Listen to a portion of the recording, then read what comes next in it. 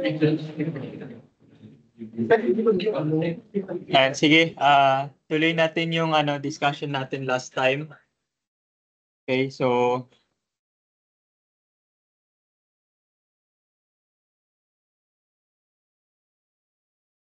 yung pakarating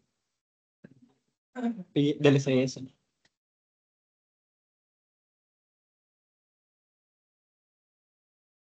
Okay, so nandun na tayo sa second part ng ating lecture. So tingnan natin kung matapos natin to today, no? At sa pagka natapos to, or anong weekend? 7?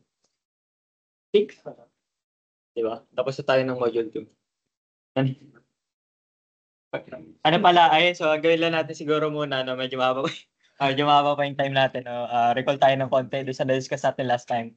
Sabi natin compression members, nag-fail siya by pwedeng compression yielding, pwedeng premature failure by buckling. Sabi natin pag mas mahaba, mas madali mag-fail. Ang failure ay mangyayari sa axis na mas malaki yung slenderness ratio. Okay, so sabi natin, hindi pa laging sa weak axis.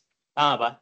Example tayo dito na hindi sa weak axis nag-govern, no? Kasi ginawa ay sinuportahan natin yung gitna. Okay, sabi natin mas mahaba, nag-fail, pero sabi natin, minsan kasi kapag nilagyan mo siya ng support sa gitna, ang nangyari, di ba? Pagka siya ay tinopress mo, magkakaroon siya ng double curvature. So kung ma-imagine mo dito, papakita natin dito.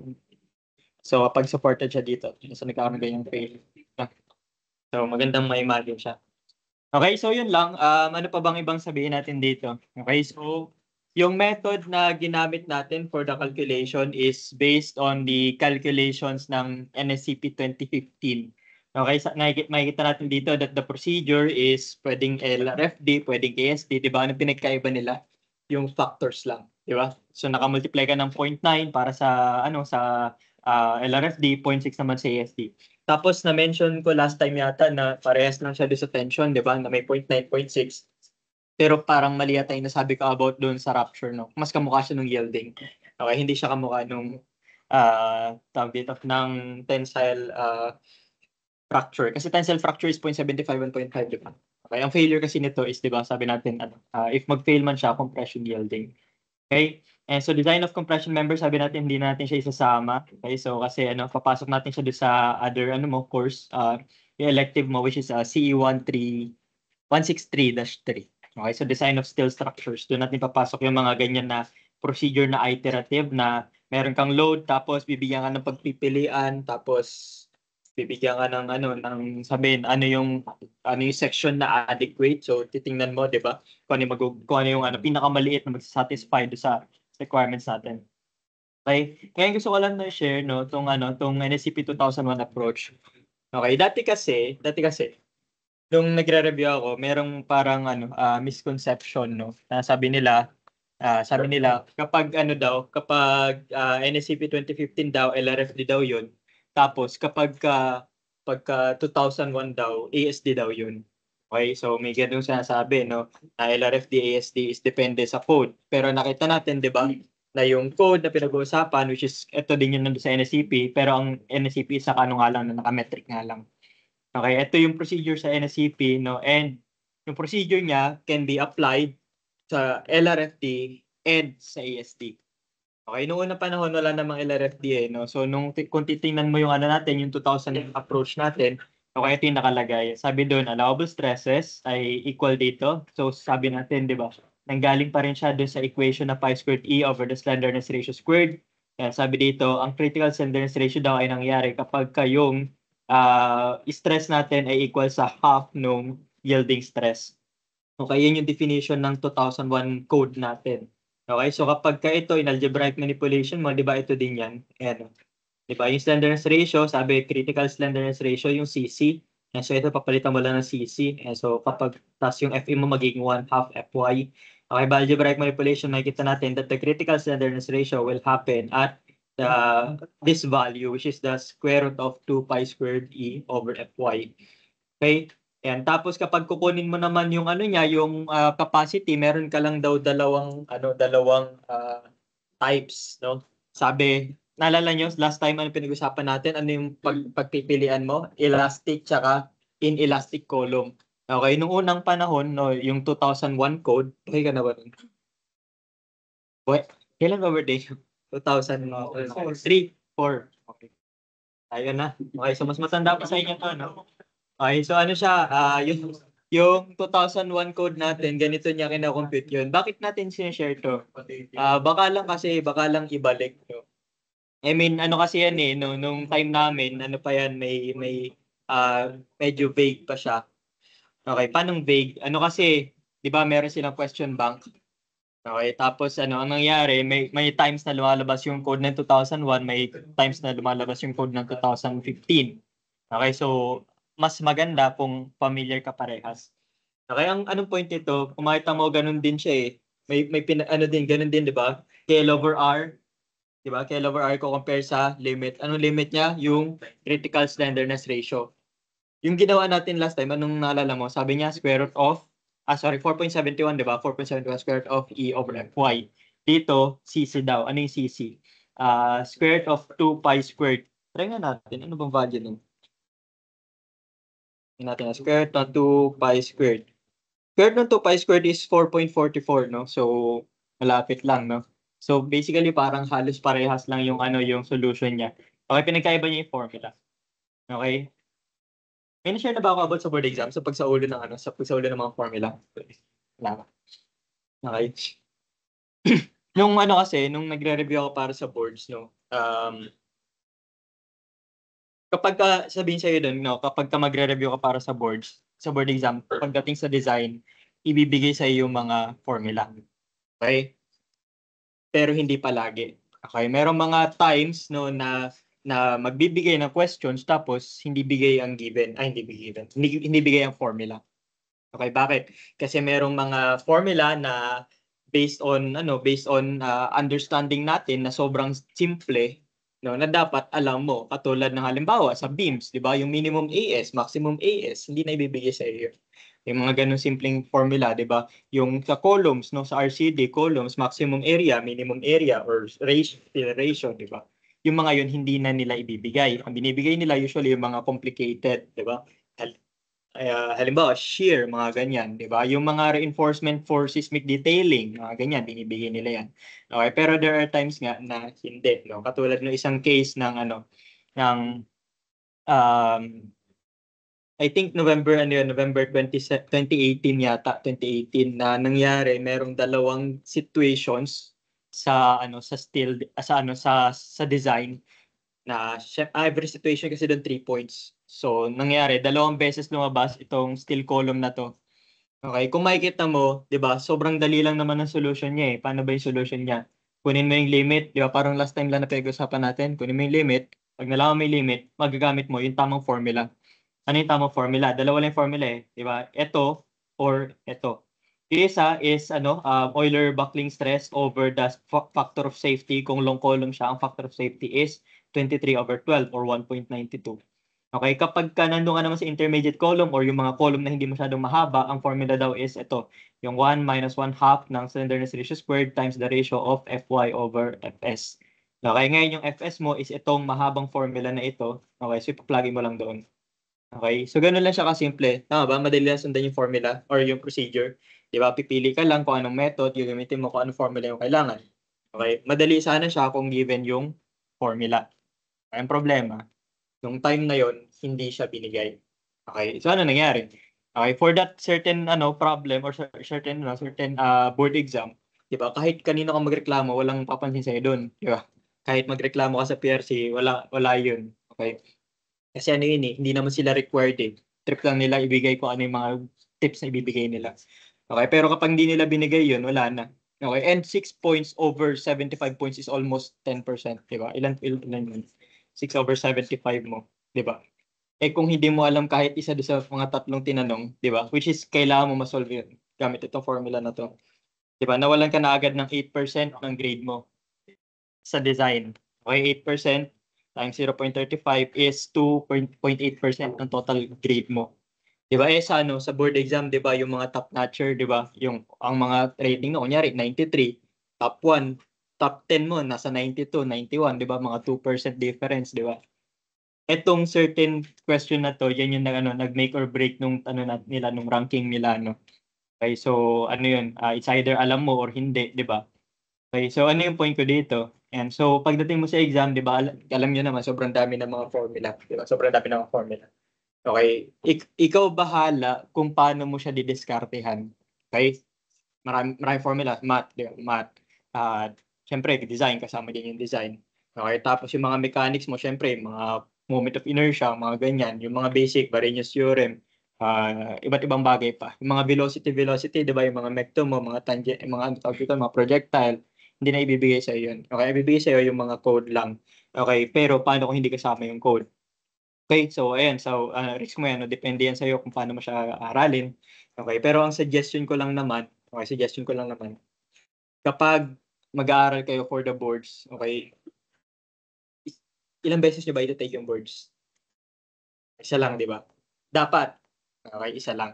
Okey, yun yung goal natin. Ngayon kung ayaw mong umulit, 'di ba, gawin mo ng tama sa first try. Nakuha niyo? Okey, paano mo gagawin ng tama sa first try? Siyempre dapat hindi ka mag-petics, okey? So ngayon gagawin mo, 'di ba, as much as possible try mong aralin lahat ng mga kaya mong aralin kasama yung code, okey? Yan, so suggestion ko lang naman yun, 'no. So pero sobrang ano kasi, sobrang laking tulong kapagka alam mo yung code kumpara sa maghahanap ka pa. Kasi tandaan mo 'no, sa board exam kung wala pa nagsabi sa'yo, sa design, actually sa lahat ng exam mo, bibigyan ka lang dun ng paper, tas paper, and walang laman yung likod nun. Kasi yun yung solution sheet mo. Okey, yung paper yun na yung solution. Wala kang dadalhin bond paper or anything. Bibigyan ka nila dun ng isang pirasong, tawag dito, isang piraso or 2 piraso yata na na scratch, ta's yun na yun, titipirin mo yun. Kaya ang sina-suggest dun is lagi ka dapat dapat marunong kang mag-solve ng calculus as much as possible. And 'pag hindi kaya, di tipirin mo dapat, 'no. Kapag hindi mo alam yung code, ang mangyayari nun, 'di ba, makapal yun, maraming tanong yun, eh. Tapos yung mga figures pa, isang page, isang figure dun. So makapal yung bibigay sa'yo. Tapos bawal mo yung mapunit. 'Pag napunit ka, yari ka dun 'no, kasi may yun, may issue yun sa PRC. Hindi kasi puwedeng maka-last yung mo, yung questionnaire mo. Okey, ngayon kapag 'di mo alam yung code, ang gagawin mo, pupunta ka pa sa pinakadulo, 'di ba, question, tapos silipin mo gano'n. Okey, tapos tapos every time, 'di ba, titingin ka ng code sa likod, which is hassle. Tapos ayun nga, bukod sa mabagal kasi babasahin mo pa yun, hindi nila ibibigay yung formula na nakaganto, naka-summarize, hindi, bibigay nila sa'yo yung paragraph. Okey, which is kung hindi ka familiar, eh, di babasahin mo pa, iintindihin mo pa. Okey, so ayan, so kung gusto niyo mapataas yung chances niyo 'no, ayan, so, put effort dun sa pagsaulo ng mga formula. Okey, kaya ganito yung mga exam natin 'no, kaya hindi tayo nag-o-open notes kasi, dun dapat kayo masanay. Okey, sa mga gano'ng sa mga gano'ng types 'no, sa mga gano'ng types ng exam. Okey, ayan. So, ano pa ba? Parang wala naman. Sige, ano yun? Ah, next discussion natin is about sa flexural members 'no.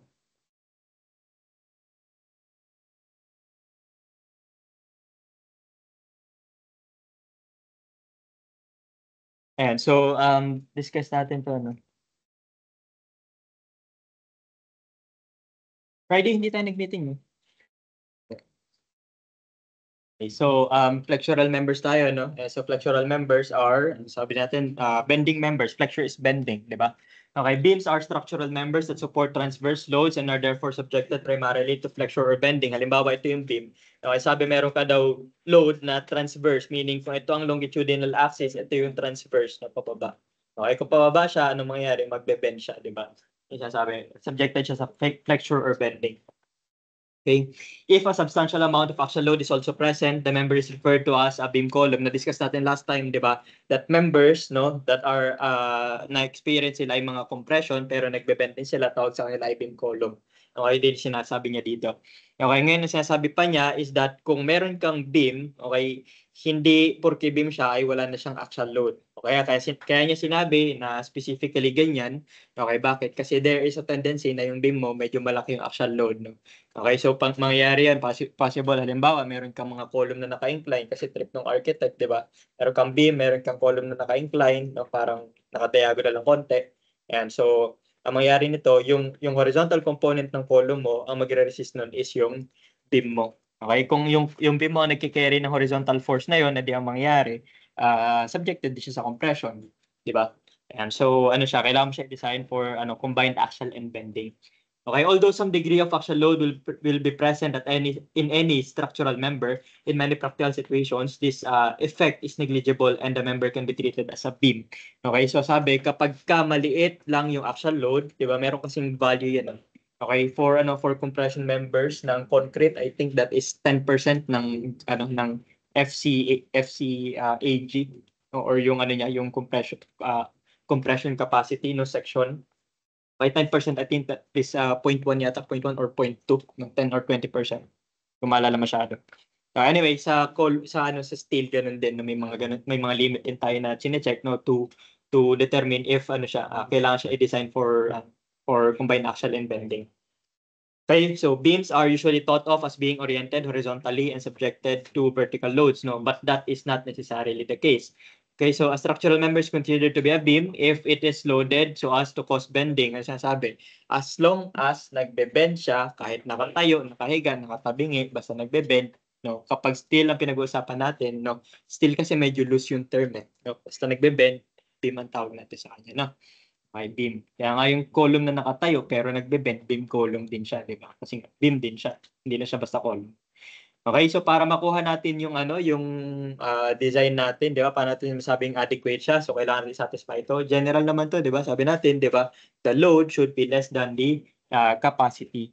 Okay, ngayon siguro emphasize natin yung difference no ng nakalagay dito MU tsaka VMN.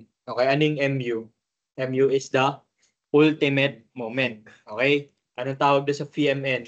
VMN is the design moment, di ba? Kung siya ay LRFD, di ba? LRFD. Kung concrete USD yung term, di ba? Ultimate strength design. So parehas lang 'yon. Okay? Kapag naman allowable, okay? Allowable is yun yung MN over the safety factor. Tapos meron tayo dito na na MA. Okay? Dito kasi minsan nalilito, no? Okay. MU again, tanungin natin, saan nanggagaling ang MU? Paano makukompute ang MU? Galing sa loads. Okay, sa loads. Tandaan na ang MU ay manggagaling sa loads, hindi sa section. Okay? Kapag tinanong sa'yo, what is the ultimate moment pero hindi ka given ng loads, basically ang tinatanong niya is ano yung ultimate moment na kayang i-carry ng section nun. Hindi ibig sabihin na pinapasolve talaga sa yung ultimate moment. Ang nangyari doon, pinapasolve sa yung MU na i-equate mo sa PMN pero hindi ibig sabihin nun na yun yung ultimate moment talaga. Nakuha niyo yung point? Okay, kasi lalabas yan sa secret. Basta lalabas yan. Okay, so magkaiba ang ultimate sa design. Ang design is yun yung capacity ng section mo. Okay, yung ultimate moment, yun ay yung factored load. No, yun yung factored load. Okay, so magkaiba siya. Okay, bakit pinag-i-equate? Okay, galing naman yun doon sa idea na dapat pag nagde-design tayo, 'di ba? At least yung ultimate moment yung kaya niya i-carry, 'di ba? Yung ultimate moment dapat at least, 'di ba? Mas mataas doon or mas maganda kung mas kung equal or greater, 'di ba? So kung babaliktarin mo, 'di ba? Yung load ay less than or equal doon sa design capacity natin. Okay, so design, ang LRFD tawag doon ay design. MU is the required moment or yung nga mas proper term sa kanya kung LRFD is ultimate moment. Okay, ngayon kapag ka ASD naman, sabi natin MN over the omega, yan yung ating allowable moment, yan yung parang design moment pero allowable yung term natin kasi siya 'di ba? So siya, ASD yung procedure natin. By the name pa lang nung capacity na sinabi niya, alam mo na kung anong method. Okay, design tsaka yung allowable. Okay, MA nakalagay dito pero actually hindi naman dapat MA yan no? At nakalagay diyan required moment strength. Pero anong tawag sa required moment strength kapag ASD? Tawag doon ay service. Okay, so yung mga unfactored na mga moments no na pinagsama-sama do sa load combination na according sa ASD procedures. Okay? Yeah, so in-emphasize lang natin no. Yeah, so para tama yung mga terminologies natin. Okay? Ayan, so paano mo ngayon makuha itong mga capacity na yan? Sabi natin 'di ba, ano lang yun eh, bending stresses lang. Sabi mo, bending stresses, di ba ano lang yun? F is equal to my over I. Di ba? May mga ganun-ganun. Okay. Ngayon, sabi, F is equal to my over I. Bakit? Kasi di ba sa ano mo, sa MEC3 mo, di ba? Nakalagay doon. Sabi, pag nagbe-bend daw, ang equation is my over I. Tapos sa strap mo, ano yan eh, dinefine yan eh. Meron yang derivation kung paano niya nakuha yung formula na yan. Nanggaling yan doon sa sa bending, di ba? Yung may y prime, y double prime, di ba? Yung sa curvature, no, dinerive yan doon. Siyempre, di na natin didiscuss yun.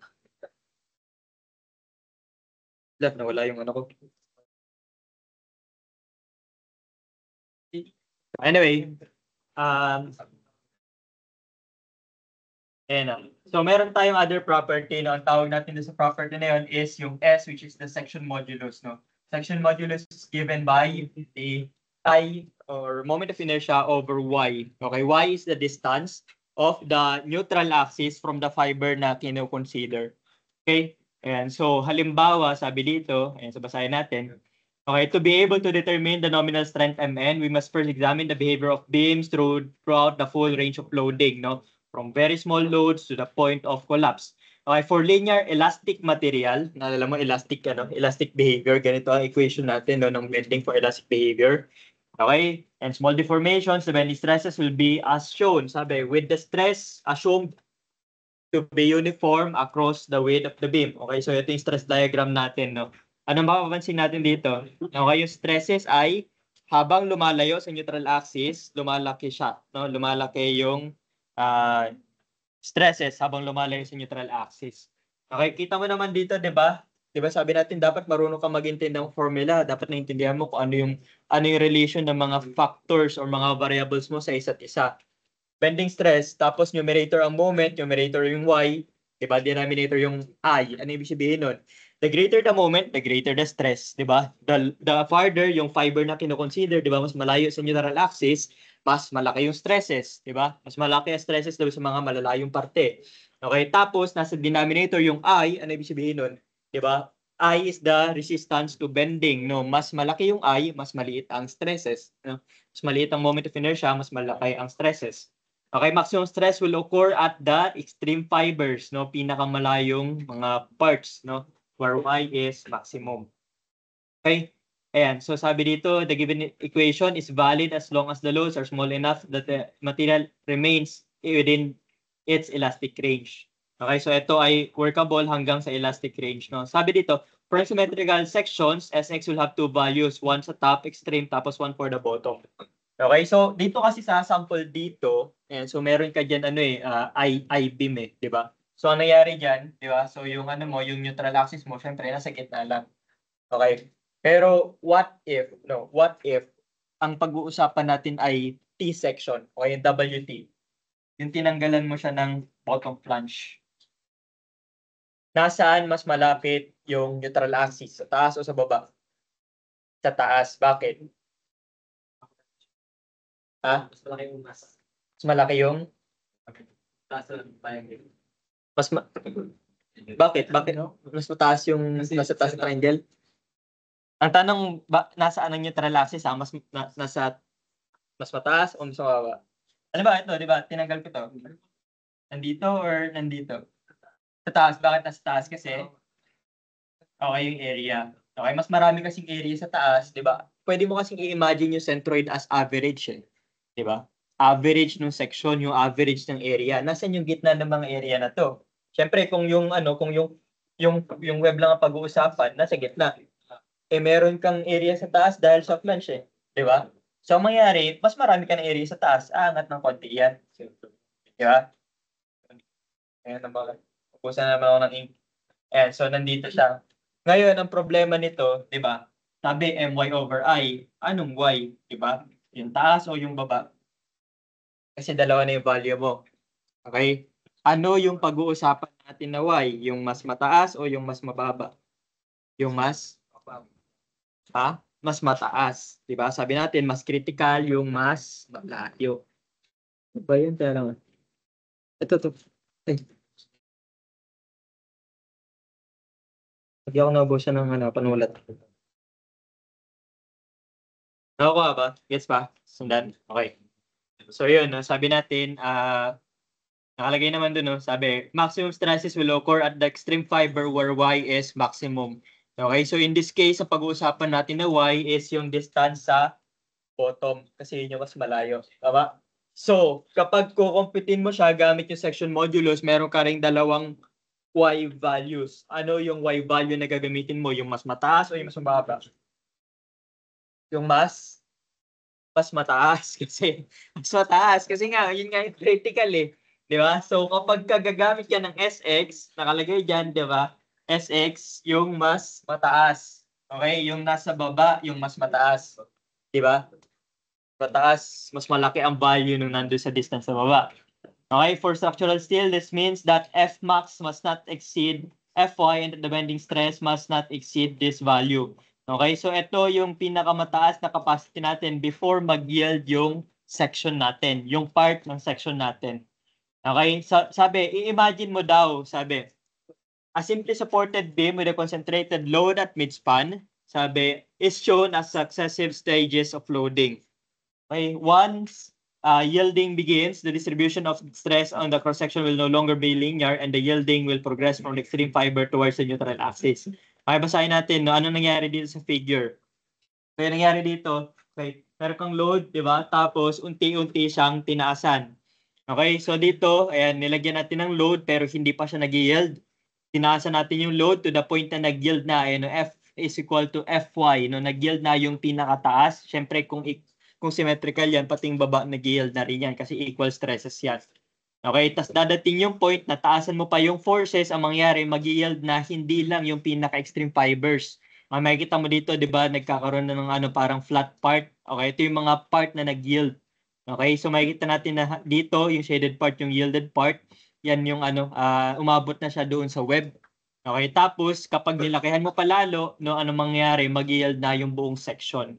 Okay, sabi dito, at the same time, habang nag-yield yung section, sabi, the yielded region will extend longitudinally. So, kung makita mo dito, di ba, wala pa. Tapos, makita mo, ayan, so unti-unti nang humahaba, no, nag-yield yung pag ano, no. So, mas maraming part, hindi lang yung pinaka-midpoint ang pinag-yield. Kasama na yung certain parts na malapit sa midpoint. Tapos, kapag nilakayan mo palalo, makita mo, di ba, yung part na nag-yield, yung mga block part dito, di ba, mas kumakalat siya. Obviously, kasi naabot na rin ng mga katabing part yung yielding stresses. Okay, sabi dito, these regions are indicated in the dark areas. Okay, ngayon in figure B, sabi natin nag-yield pa lang, kaka-yield pa lang. Ayan, nakalagay dito, kaka-yield pa lang. C, umabot na sa web. Tapos sa D, sabi buong section na yung nag-yield. Okay, kapag umabot daw siya sa section or sa stage D, sabi any further increase in the load will cause collapse, no? Since all elements of the cross-section will have reached the yield plateau of the stress strain curve and the unrestricted plastic flow will occur. Okay, ano daw mangyari? Magkakaroon daw ng unrestricted plastic flow. Okay, kapag ka ganun, magkakaroon ng tinatawag natin na plastic hinge. Search natin, kailangan. Anong itsura ng plastic hinge? Okay, anong support condition ang merong resistance sa X direction at Y direction pero walang resistance sa moment? Ano siya? Fixed pin, free pin. Okay. Ang nangyayari diyan, class, no, kapag kapag nagkakaroon ng plastic hinge, basically nagkakaroon ka ng pin doon sa gitna. Okay, kasi ang nangyari, 'di ba, nag-yield na yung buong section mo. Ibig sabihin nun, wala na siyang kakayahan na mag-resist ng axial forces. Okay, ibig sabihin itong part na ito, 'di ba? Yan. So kumbaga nawalan ka ng resistance, no? Etong mga part na to, buong section niya nag-yield na. So ibig sabihin sumuko na yung buong section. Okay, kapag siya nawala ng resistance, no, ibig sabihin ang mangyari ito, mawawalan siya ng capacity na i-create itong part na ito. Okay, kapag nag-yield yung buong compression at yung buong tension part, edi mangyari, mawala ng resistance sa moment. No, kapag nawala ng resistance sa moment, mangyari, matitira na lang is yung resistance niya sa shear, saka doon sa horizontal movement. Okay, so anong nangyari? Edi, yun nga, tawag natin doon ay plastic hinge kasi nagkakaroon ng hinge doon sa gitna. Okay. Hanap lang tayo ng drawing. No?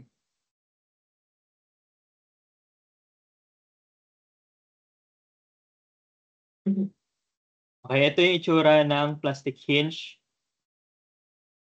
Hindi mo nakita, di ba? Yan. Okay. Ang nangyayari dito ay so magkakaroon ka ng parang makita mo parang nagkakaroon ng ng hinge do sa gitna. Yung parang parang kinonek lang siyang thumbtacks, no? Para kang connected lang ng pin.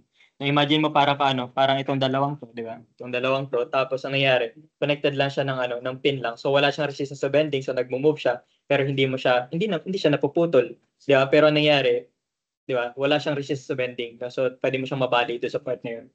Okay, ito yun. Yan yung tinatawag natin na plastic hinge. So nangyayari yan kapag ka nalagpasan mo na yung tinatawag natin na plastic moment, no? And so plastic moment is the moment that will cause the plastic hinge. Okay, sabi dito, a plastic hinge is said to have formed at the center of the beam, and this hinge along with the actual hinges of the beam constitute to an unstable mechanism. Okay, during plastic collapse, the mechanism motion will be as shown on the right. So ito yun. Pinakita rin natin kanina yung figure na medyo 3D nga lang.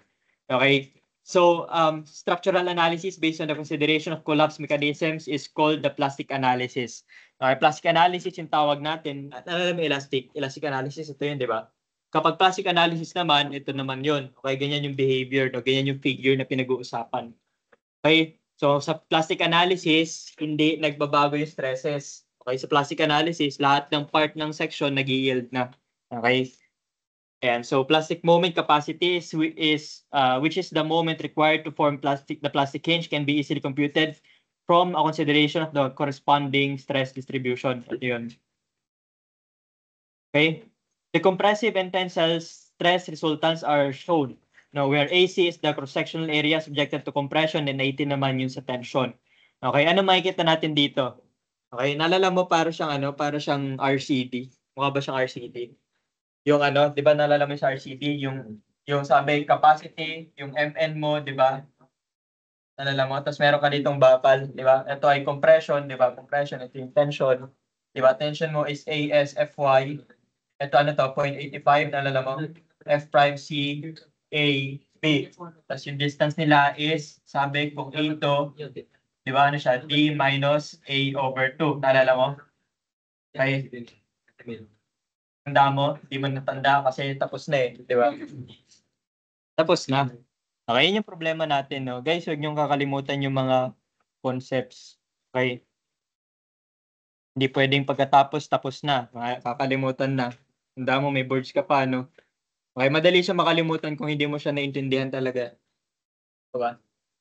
Okay, kaya kapag kaaralin mo, dapat intindihin mo. Ito, mahirap tong kalimutan eh. Kapag ka naintindihan mo kung saan siya nanggaling, di ba? Sabi natin, ano ba to? Ano bang logic nito? Compression equal to tension, summation of forces, di ba? Yung moment na magkikreate ng capacity is, anong magkikreate ng moment? Okay nga. Meron kang forces. By summation of forces, wala na may ibang forces dyan. So, opposite direction sila, dapat equal sila. Tama? So, compression is equal to tension. Para sila ng value, magkaiba sila ng direction, tapos hindi sila pantay. Kaya hindi sila nag-limit sa isang point. So, nagkaganon sila. Anong tawag doon? Magkakaroon ka anong tawag doon? Tama nyo. Ha? Couple moment. Okay, very good. Pagkakaroon ka ng couple moment. No, couple moment is the moment created by two forces parallel, equal to each other, di ba? Pero hindi nag-meet. Di ba? Kapag ganyan kasi wala namang mangyayari, di ba? So mag-equilibrium na yun. Pero dahil, di ba, dahil hindi sila pantay, anong mangyayari? I-equal yun eh. Di ba? So may distance. So may couple moment. Okay, yung couple moment created by the compression and the tension, yun yung nagkikreate ng moment capacity ng beam mo sa RCD. Okay, ganun din dito. Same idea. Okay, pinagkaiba niya lang is yung tension side mo ay hindi ASFY. Okay, ano yung tension area mo? Actually, ASFY din pala, no? Kasi bakal din siya, no? Okay, pero basically, ang sinasabi natin dito is that hindi siya yung bilog-bilog na rebars, no? So, yung area siya nung nandun sa baba, no? Ngayon, sabi natin, di ba, by summation ng forces, di ba, compression na equal to tension kasi wala namang magre-resist sa kanilang dalawa, kundi sila din, di ba? Makikita natin that ACFY, di ba, sabi natin kung ito ay plastic analysis, so parehas silang naka-yield. Okay, kung nag-yield sila parehas, di ba, so makikita mo, stress times area, nung makikita mo stresses are equal, magka-cancel yung stresses, makikita natin that the area of the compression is always equal to the tension area. Okay, yun yung behavior ng mga plastic sections, palagi silang equal. Ngayon, kung equal sila, okay, saan equal ang total area? Okay, syempre, ang area is area ng tension plus area ng compression. Di ba? Pero kung ang area ng compression na equal din sa tension, pwede mo rin sabihin na yung total area is doble lang ng area ng compression. Pwede mo rin sabihin na yung total area is doble lang ng area ng tension. Pero pwede mo rin sabihin na yung compression area ay kalahati ng total area, ganoon din sa tension, 'di ba? Ang tension area ay kalahati ng total area. Yung pinapakita dito. Okay? Ayan. So thus, the plastic neutral axis divides the cross section into two equal areas. Palaging equal ang top sa bottom area. Okay, for shapes that are symmetrical about the axis of bending, the elastic and plastic neutral axis are the same. Okay? Equal lang daw kapag ka symmetrical siya kasi lagi lang naman siya nasa gitna. Okay, ngayon, the plastic moment is the resisting couple formed by two equal and opposite forces, no? Or yun nga, paano mo daw makuha? Sabi, pwede kang mag-take ng moment either sa tension side or sa compression side, no? If you will take the moment doon sa tension side, 'di ba? Anong force yung magki-create ng moment? Yung compression side. Okay, C times the distance, which is in this case A. Okay? Ano yung A? So makikita natin diyan, no, try na lang natin mamaya. Okay? So yun yung distance nung force na yon from the neutral axis. Okay? So ganun din sa tension side, no? So stress area times moment R. Okay? Ngayon, itong part na ito, okay, this is defined as the plastic section modulus, no? Okay, that is calculated by multiplying the area doon sa distance, no? ACA, o kaya ATA. Sabi natin parehas na naman ng AC at AT.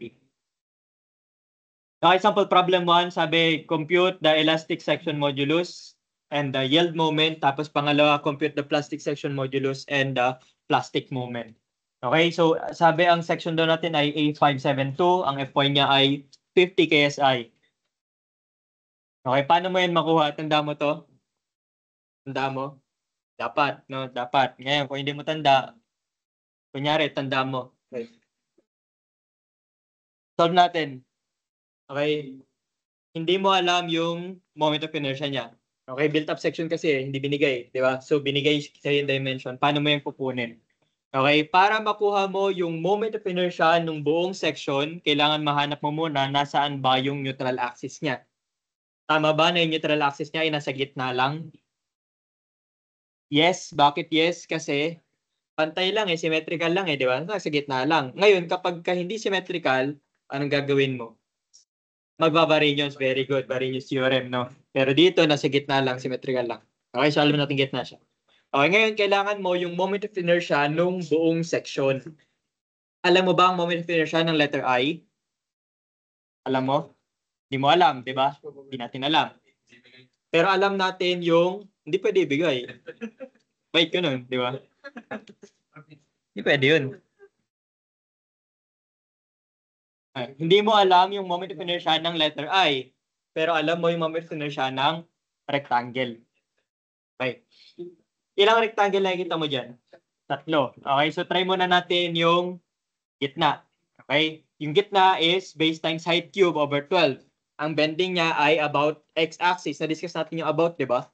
Okay, about, ibig sabihin, ito yung section, about x-axis. Obviously, kung beam yan, itatayo mo yan, di ba? Parang kapag ginanon mo yan, di ba? Di ba, itatayo mo. Diba? So, tatayo mo, okay, ang ix ay yung bending sa strong axis.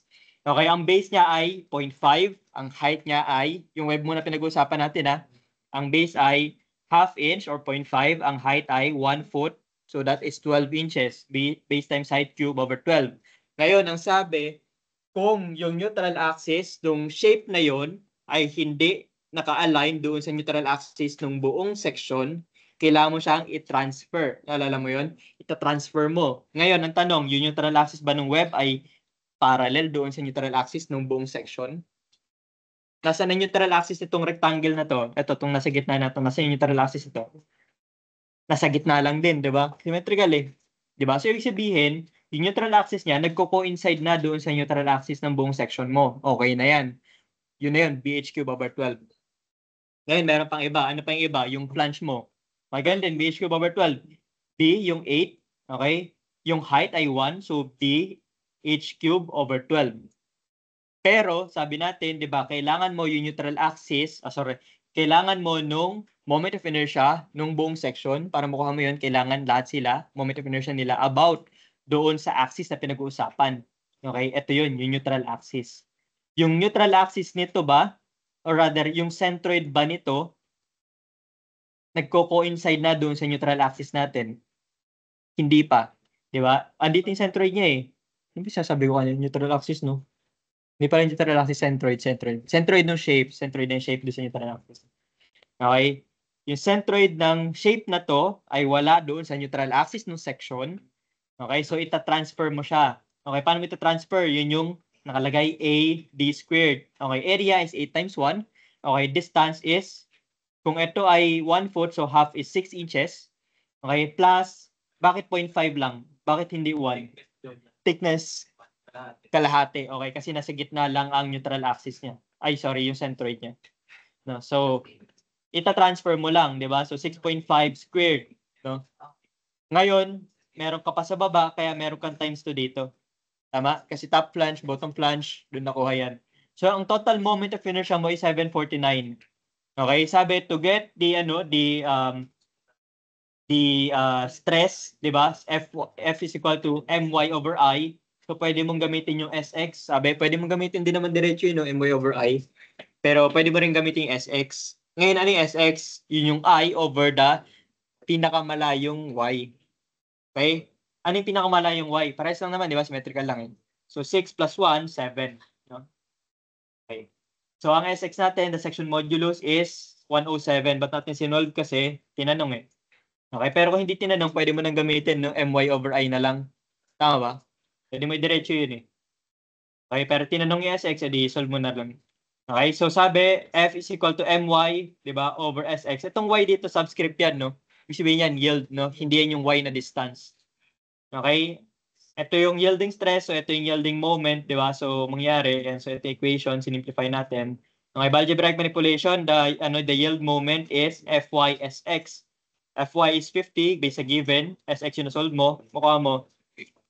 Yung moment that will cause yielding doon sa extreme fibers is 5,352.38 kip inch. Okay, kung kip feet, di-divide mo lang ng 12.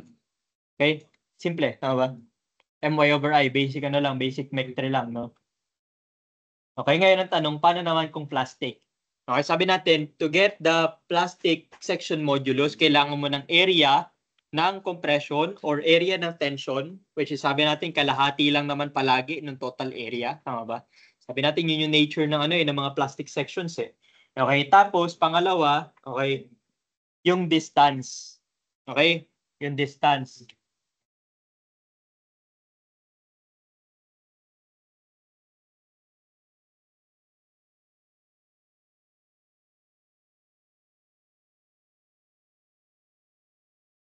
Yung section natin ay letter I. Ngayon, tanong ko sa'yo, di ba, hahatiin daw siya sa gitna kapag siya ay plastic, no? Plastic ang behavior. Okay, mag-yield yung taas, lahat na nasa taas ng neutral axis ay compression, lahat na nasa baba ay nasa tension. Palagi bang ganun? Lagi bang nasa taas ang compression? Hindi. Depende sa moment. Di ba? Yan, natututo ka na. Depende sa moment. Pag positive moment, tama.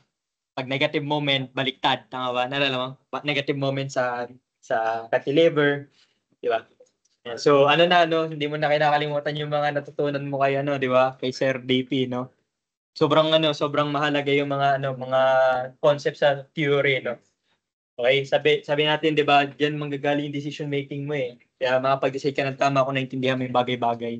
Hindi enough na marunong ka lang mag-solve. Okay? So yun na, sabi natin, bakit laging positive ang ginagawa natin? Kasi yun yung madali eh. Di ba? Tsaka yun yung common na sample problem natin, di ba? Ano ba sample problem natin usually? Simply supported, di ba? Tapos ang maximum moment nasa gitna, which is positive moment, kaya laging ito yung pinapakita sa'yo. Pero hindi pa laging ganun yung case. Sabi natin, di ba? There are cases na nagiging negative moment kapag na-deliver. Di ba? O kaya pag fix yung support, di ba? Negative moment ang support nun. Okay? So binalikan lang natin. No? Ngayon, sige. So kunyari, simply supported. Okay, compression sa taas, tension sa baba. Okay, ngayon sabi, kailangan mo daw makuha yung distance ng centroid ng taas at yung centroid ng baba. Paano mo makuha yun? Diba? Alam mo ba kung nasaan ang center ng letter T? Alam mo kung nasaan ang center ng letter T? Alam mo yung formula? Varinius theorem. Okay, kung hindi mo alam, laging Varinius theorem. Kung maglagay akong bilog dyan, di ba? Lagyan natin din ng bell. Hindi, kunyari lang, theoretical lang. Sa exam nga may ganito eh. Ganito yung beam niya eh. Di ba? Tapos meron pa nga kami na-encounter pag ganun yung beam mo, may tapos sa ganyan. Sa RCD yan, ganyan. So, paano mo gagawin yan? Ha? Ganun din yung concept yan eh. Di ba? Anong problema dito? Yung sinaulo mong formula, hindi nagagana. Bakit? Hindi na siya rectangle eh. Di ba? So, babalik ka doon sa pinaka-concept. Ano yung pinaka-concept? Compression equal to tension, di ba? Tapos, moment is compression times distance of times A over 2. Distance minus A over 2. Di ba? Yung mga ganun. Yung mechanics yung pinaka-core ng lahat. Kahit maggulo-gulo yan, di ba? Kahit gawing apple yung beam mo, ganan, kaya mong gawin yan. Yung cardioid, nalala mo to. Tapos sa paper namin to eh. Ganito daw yung beam mo, cardioid. Paano mo kukunin yung moment capacity niyan? Di ba? Kaya ba yan ang formula mo na yung formula mo nun? Yung formula yun eh, yung may square root eh. Hindi, 8 si Basta tayo. Kaya ba yun? Da? Sa board exam, di mo maintindihan yung mga trip nila minsan, no? May isang maggulo. Meron nga eh, may exam na nilabas, double T eh, pag ganun.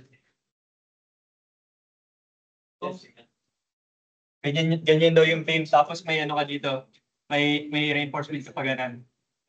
Ano daw yung moment capacity ng double T na yan? Di ba? Eh kung rectangle lang alam mo, edi wala na. No? Hindi pwedeng formula lang dala mo, di ba? Kailangan naintindihan mo yung concept. Okay, again, mechanics yung pinaka-core ng lahat, dapat naintindihan natin, no? Okay, hindi pwedeng sa ulo may formula, pero hindi mo na kayang gawin kapag complicated na. Okay, ngayon dito, so simple pa lang naman, kaysa balikan lang natin. Okay. Paano mo siya gagawin? Sabi letter T, di ba? Ano bang point nito? Huwag mo kakalimutan yung baryons. Sobrang powerful na baryons. Okay? Sabi, kung makukuha mo tong A na to, di ba? Gagawin mo na lang, kunin mo yung total area, di ba? Divide mo lang to, multiply mo dito sa A na to. Ngayon, ang tanong, ano yung A na yan? Okay, pwede nating i-define yung isang variable, gawin natin y bar. Okay? Yung y bar, yung distance ng compression area, ng center ng compression area from the neutral axis, ganun din sa kabila. Okay, y bar. Okay, ganun kasi symmetrical siya eh. Okay, pag hindi symmetrical, again, anong gagawin mo? Hindi magkaiba yung y bar. Tama ba? Kasi magkaiba siya ng distance. Okay, so halimbawa, itong taas muna. Okay, paano mo kukunin yung y bar nito? Sabi, kung kalahati ito, dito, 6 inches na lang, di ba? Tapos 1 inch ka dito. Tapos ito ay 8. Tapos dito, meron kang 0.5. Paano makuha yung center nila galing sa neutral axis? Sabi mo, Varinius theorem. Paano gagawin ang Varinius theorem? Area 1, area 2. Ikaw bahala kung ano yung area 1 mo. Kunyari, ito na area 1 ko, yung web na lang. Okay, 6 times 1 times distance na up, 1 to 0.5. Tama ba? 6 times 0.5 times distance na 3. Galing dito, tama? Okay. Plus, ito, area 8 times 1 times distance na 6.5. Agree ba? 6.5 kasi 6, pero may half ka pa dito, 6.5. Over the total area, 6 times 0.5 plus 8 times 1. Basic lang, di ba? Hindi siya mahirap. Mahirap kung sa uluhin mo, di ba? Haba yan. Pero kung naiintindihan mo kung saan siya nanggaling, simpleng-simple lang. Area times distance plus area times distance over the total area. Kung maging tatlo yan, di ba? Gawin natin, lagyan pa natin isang plate dito. Mahirap ba yun? Hindi, magdadagdag ka lang din eh, di ba? Magdadagdag ka lang ng isa pa. Di ba? Tapos plus area pang isa. Tama ba? Kahit taksuhin mo pa yung plate yan, kayang-kaya mo yan. Okay? Yung sinabi niya dito, nauna lang dito yung web. Okay? Nauna lang yung web doon sa sample problem. Okay? Web plus, so web tuloy. Yung flange. Okay? Flange to yung 8 plus 1. Okay? Times distance. Tapos web. Okay? Diba? Nauna lang yung flange dito. Okay? The distance daw is 5.545. Yun yung y bar. Base sa figure, sabi natin yung A is dalawang y bar. Diba? 2 times 2 mo lang. Okay, the plastic section modulus is the area of the compression area. Diba? Yeah, compression area times yung A. O kaya, pwede ring tension area times A. Rest lang yun. Okay, ngayon ano yung compression area? Sabi natin, palaging equal ang compression at tension area kapag plastic. Diba? So, gawin mo lang, kunin mo lang yung total area. Anong total area niya? So, nakalagay dito 22. Tayo mo, 8 times 1 times 2 plus 6 times 0.5. Diba? Makuha mo doon ay 22. So, total area is 22. So, kalahati lang doon nun, yun yung compression area. Pwede ring tension. Rest na yun. Okay, times yung A, yung distance nung mga centroid nila. Okay, so the plastic section modulus is 122. Okay, plastic moment is ito. Okay, 600 tuloy. 6,100 kip inch, no? Kung i-divide mo ng 12, makuha mo yung kip fit, no? 100, 508. Okay? Ano sinasabi niya? Okay, yung moment na kailangan mo para mag-yield yung pinaka-extreme fiber ay 446.03. Okay? Ngayon, magfe-fail na ba siya nun? Hindi pa naman. Okay, mag-yield lang. 'Di ba sabi natin pag nag-yield hindi naman necessary na failure na siya.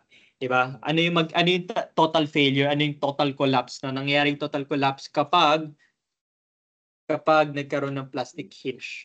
Okay, yun yung halimbawa, ito yung beam mo, 'di ba? Ano nangyari? Unti-unti yung magde-deflect, 'di ba? Pero dadating yung point na mag-yield na yung buong section, pag nag-yield na yung buong section, manggagana na yan. Parang alam mo naman yung ganun failure, 'di ba? Parang barbecue stick na na pinutol mo sa gitna. Na nilagyan mo ng load na sobrang laki, tumababalik siya. Plastic hinge yung tawag sa gitna nun. Okay, ngayon ang problema, 'di ba? Ang problema, sabi natin, okay sana kung magamit mo yung plastic moment. Okay, yun yung pinakamagandang case kasi ang mangyari, yung buong section mo mag-yield, ibig sabihin yung buong capacity niya, yung pinakamataas na pwede niya maabot, magagamit mo. Yun yung plastic moment. Pero sabi natin, tulad ng column, meron din siyang instabilities. Okay, ang pinagkaiba, 'di ba, ang column kapag nilagyan mo na axial load, tawag doon ay buckling, 'di ba? Ano naman tawag kapag ka-beam? Kasi obviously hindi naman siya axial load, transverse siya. Okay? Transverse siya, 'di ba? So bending, ano meron sa bending? May compression, may tension, tama ba? Yung compression minsan taas, minsan baba, depende. Okay, pero palaging may compression at tension, 'di ba? Bakit palagi meron? Kasi yun yung nagki-create ng bending tama ba? Yung nagki-create ng bending, yun din yung nagre-resist ng bending. Okay, yung compression and tension areas. Okay, ngayon, dahil may compression, ibig sabihin may part na magbabakel. Pero dahil may tension, may part din na hindi magbabakel. So, ang nangyayari, yung tension, nagiging bracing, yung compression, yun yung nagbabakel. Ano yung combined effect nun? Okay, ang tawag doon is lateral torsional buckling. Okay, bakit siya lateral torsional buckling? Kasi kung titingnan mo dito, okay, ibebend ko siya. Okay, ano mangyayari dito? Okay, nagbe-bend siya paano? Tumatagilid. Okay, hindi ko pinipilit yan Okay, ginaganon ko yan Okay, ginaganon ko yan Okay? Binibend ko siya about X. Okay? Ano nangyari? Nagkakaroon siya ng buckling, pero hindi yung ganyang buckling. 'Di ba? Ano yung tsura ng buckling niya? Lateral, nagmo-move, 'di ba? Transverse, tapos pumipihit. Lateral torsional. Okay, lateral torsional buckling, bakit nagaganon? Sabi dito, kung basahin natin, if a beam can be counted on to remain stable up to the fully plastic condition, the nominal moment strength can be taken as the plastic moment. Kung siya ay supported doon sa compression flange, ibig sabihin hindi siya pwedeng mag-buckle, ang mode of failure niya ay plastic moment. Okay, yung pinakamataas na pwede kasi nga walang chance na mag-buckle kasi sinuportahan mo dito Kailan mangyari yun? Kapag halimbawa pinakain mo sa buhos yan, okay, binaon mo sa buhos yung flange niya, okay, ginawa mo siyang composite, so yun ay laterally supported, no, fully laterally supported. Okay, so doon niya ma-reach yung pinakamalaking capacity kasi there's no chance na maging unstable siya. Okay? Pero halimbawa, ano lang siya, beam lang siya na pinatungan mo lang, 'di ba? So, ang mangyari, hindi siya supported, no? Wala siyang lateral support, so pwedeng mangyari, mag-buckle siya. Okay? And sabi dito, kung hindi mo maabot yung plastic moment, di ba? So sabi, the nominal moment will be less than MP. Okay? As with compression members, instability can be in overall sense or it can be local. Okay? Pwede kang magkaroon ng local buckling din, katulad nung sa compression members. Okay, overall buckling is illustrated in figure A. Ito yung figure A. Makikita mo dito, di ba, pag nag-bend siya, kita mo yung cross-section, hindi lang tumagilid. Di ba? Pumihit din eh. Di ba? Ito nga yung actual demonstration niya, no? Makikita mo dito, no? So, mahirap kasi, ewan ko. Kasi dati, noon, hirap na hirap ako imagine yun, no? Pero ito lang pala siya, no? So, meron kang ruler na bendable. Kasi sir, pag ano, Lateral ganan. paikot naman. Torsional paikot. Eh, kapag ka nangyari siya, combined eh. Iko-comment. Kaya lateral torsional tawag sa. Okay, ayan. So, yun siya. And so, sa 3D, ganito itsura niya kung ano siya, kung I-beam, no? Ayan, so, yun siya sabi. Okay, when the beam bends, sabi the compression region is analogous to a column. In a manner similar to column, pwede siyang mag-buckle. Okay, pero unlike a column, di ba, yung column kasi full compression. Okay, yung beam ay may tension sa ilalim. Sabi dito, sabi dito, the compression section of the cross section is restrained by the tension portion, which is yung nandun sa baba. Okay, and the outward flexural buckling is accompanied by twisting, yun yung torsion. Kaya siya tinatawag na lateral torsional buckling. Okay? So, buckling na pumipihit. Lateral torsional buckling can be prevented by bracing the beam against twisting at sufficiently close intervals. Okay, paano natin yung gagawin? So, mangyari, yung beam natin, kailangan daw supported daw siya sa sa compression side, which is commonly, di ba, sabi natin, gravity loads, di ba, compression side na nasa top, nangyari, nilalagyan natin yun ng mga supports. So, pwedeng yung support mo ay, pinakita natin dati, yung meron kang diaphragm. Okay, pwede rin na yung support mo ay, yung halimbawa, mga shoring. Halimbawa, meron kang metal deck, di ba, na may or rather composite deck, yung may concrete sa taas, concrete tapos steel deck, di ba? Mangyari noon, itong flange nito, lalagyan mo yan ng mga parang pako-pako. Ang tawag doon ay mga shoring. No? So, yun yung magiging support mo, no, for lateral torsional buckling. Okay, ito yung natin, ito yung sasabi ko kanina. So, pwedeng dalawang option. Pwede kang maglagay ng diaphragm. Yung diaphragm ay plate yan dito. Okay, lalagyan mo siya ng plate dito. O kaya cross frame. Okay, anong purpose itong cross frame na to? Kung makita mo dito, sinusupport niya yung top flange mo. Kasi yung top flange yung nagbabakal in that case eh. Diba? Top flange kasi nga gravity load, diba? So gravity, positive moment, compression yung nasa top. Okay, sinusuportahan niya yun. Okay, so this can be accompanied with either of two types of stability bracing. So meron kang lateral bracing. Okay, letter B. Tapos sabi dito, torsional bracing sa figure C naman daw. Okay, lateral bracing is prevents lateral translation should be applied as closely to the compression flange as possible. Okay, nalagay natin malapit sa compression flange. Torsional bracing naman, sabi, prevents twist directly and can be either nodal or continuous. Ibig sabihin at every other points, no? And it can take the form of either cross frames or diaphragms. Ito yung cross frames or diaphragms. Okay, ito yung letter B na sasabi niya kanina. Okay, support daw sa top flange. Ito yun. Okay, so lateral bracing, again, yun nga, sample dito is if halimbawa meron ka ditong slab, di ba? Yung slab mo ay pwedeng maging support yan. Ang mangyayari, lalagay ka dito ng shoring. Yung parang may pako. No? So dun kakapit yung yung beam mo. Okay? Whether the beam can sustain a moment large enough to bring it to fully plastic condition also depends on whether the cross-sectional integrity can be maintained. Okay, so sabi niya, hindi niya maabot ang plastic moment kung magkakaroon siya ng local buckling. Okay, local web buckling, local flange buckling. So kapag nangyari yan, hindi niya maabot ang plastic moment. Okay, this integrity will be lost if one of the compression members of the cross-section buckles. Okay, this type of buckling can be flange buckling, called flange local buckling, or buckling of the compression part of the web, which is called the web local buckling. Okay, parang lang din, parang column, may flange local, tsaka merong web local buckling. Okay? Siglit lang.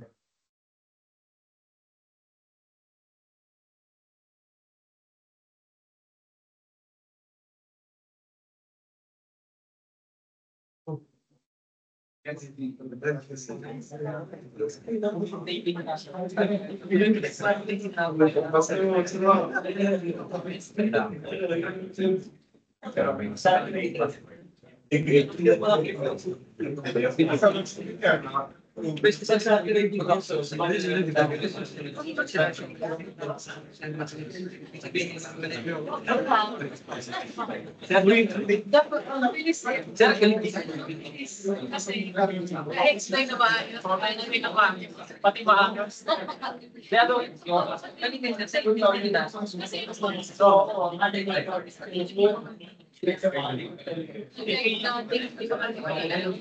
Dati kasi may parang something standard. Pagka introduce ito, kung ako sa mga alam, tapos sabi na agad, explain niyo naman ako.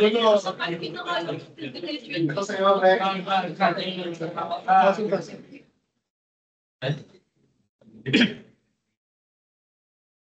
Okay, so proceed tayo ulit, no? Sabi, AISC classified cross-sectional shapes as compact, non-compact, or slender depending on the values of the width thickness ratios.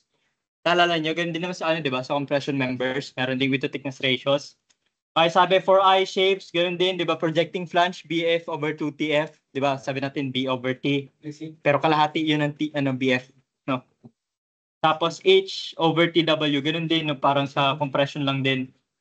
Okay, ang pinagkaiba lang nito, okay, kapag flexural members, tatlong case. Okay, kapag compression kasi dalawa lang dito tatlo. Okay, identify mo as compact, non-compact, or slender. Ito daw yung condition. Okay, the category is based on the worst width to thickness ratio of the cross-section. For example, kung yung web mo ay compact, pero yung flange mo ay non-compact, matic non-compact na siya as a whole.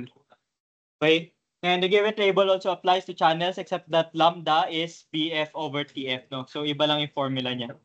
I mean, wala lang siyang divided by 2 kasi yung BF niya yun na rin naman yun. Okay?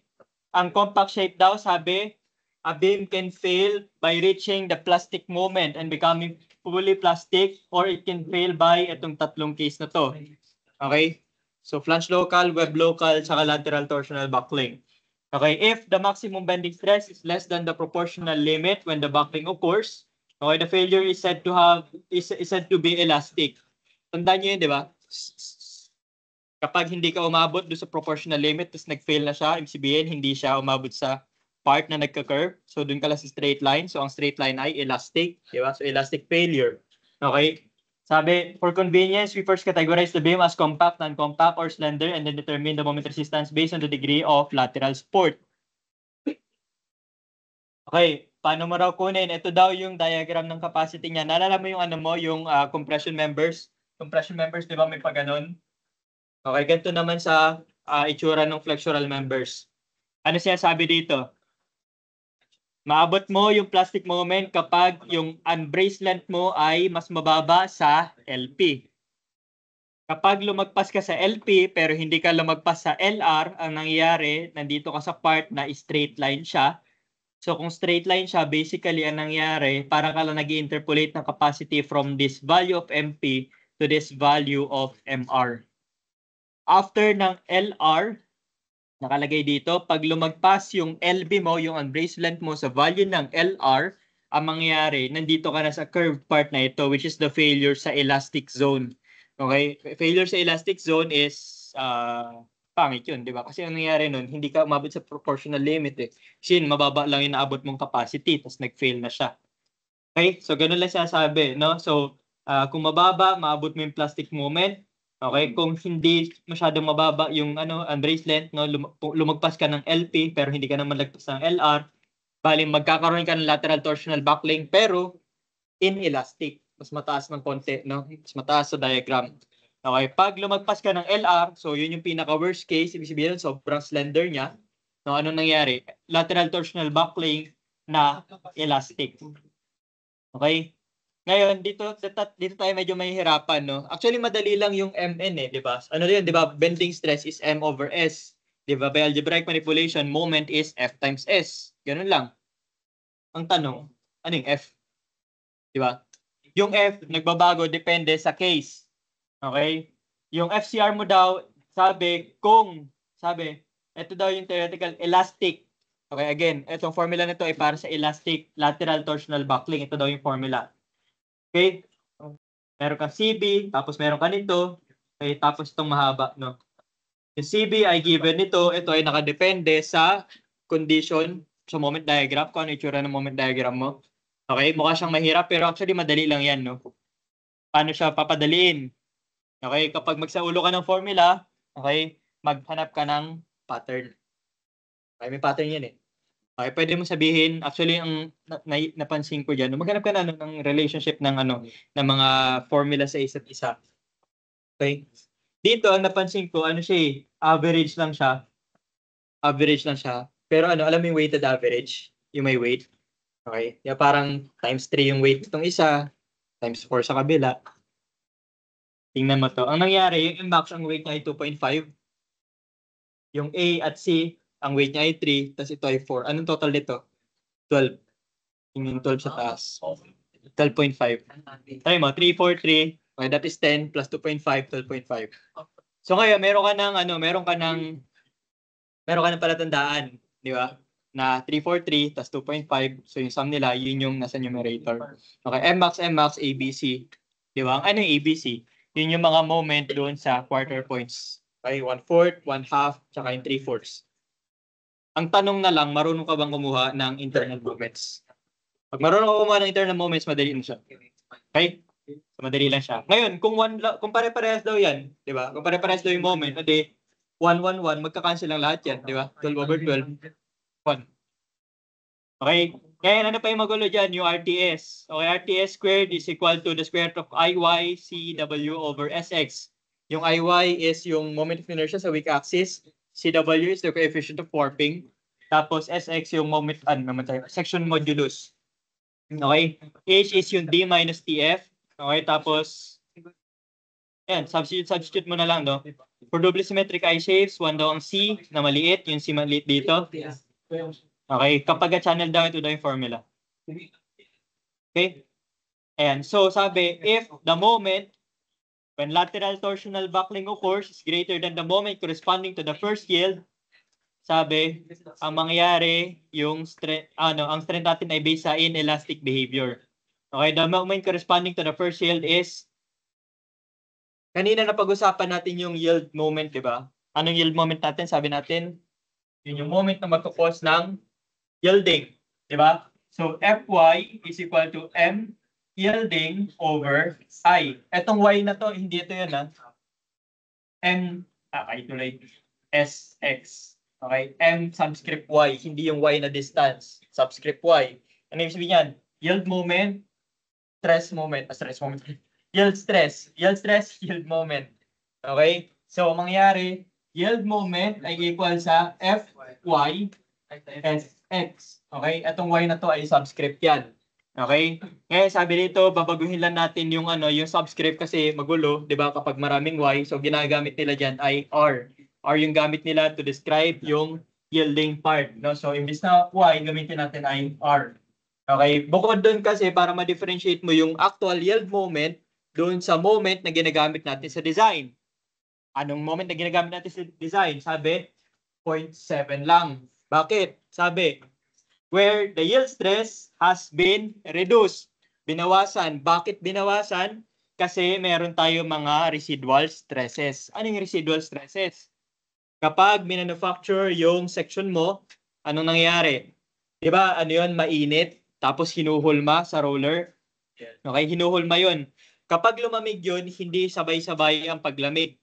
Okay, maunang lalamig yung nasa labas, bago yung nasa loob. Okay, ngayon ang nangyari dahil meron different rate of cooling, nagkakaroon ng mga initial stresses na ibig sabihin, bago mo pa siya gamitin, sa loob, stress na agad siya kasi hindi siya sabay-sabay lumamig. Naalala mo yung sa thermal stresses, kapag mas malamig yung isa, 'di ba? Magko-contract, 'di ba? Pag mas mainit yung isa, mag-e-expand, no? Dahil sa sa differences in stresses, no? Merong mga stress tuloy. Dahil sa difference ng rate of cooling, no, initially meron na agad stresses yan. Okay, bago mo paggamitin, stress na yung material mo or yung section mo. So, ang nangyari, to account for that residual stress, Okay? Binabawasan natin siya ng 30%. So 70% lang ginagamit natin. Okay, the boundary between the elastic and inelastic behavior will be for an unbraced length of LR. Okay, ito daw yung limit LR, which is the value of LB obtained when FCR is set equal to 0.7 Fy with CB is equal to 1.0. Okay, the following equation results. So the equation. So, gawin mo na lang. Ngayon, kung sasauluhin mo siya, sabi natin, di ba? Tama ba? Tama ba? Kahit itry mo sa calc yan, no? Pag tinry mo, itype mo yung mga values, plug in mo dyan, hindi ka kasya yan. Lalo kapag maraming digits. Anong pwede mong gawin? Di ba? Pwede kang mag-store. Okay, pwede kang mag-store. Pero paano mo siya i-store? Di ba? Ito, store mo, tapos ito. Yung ganun.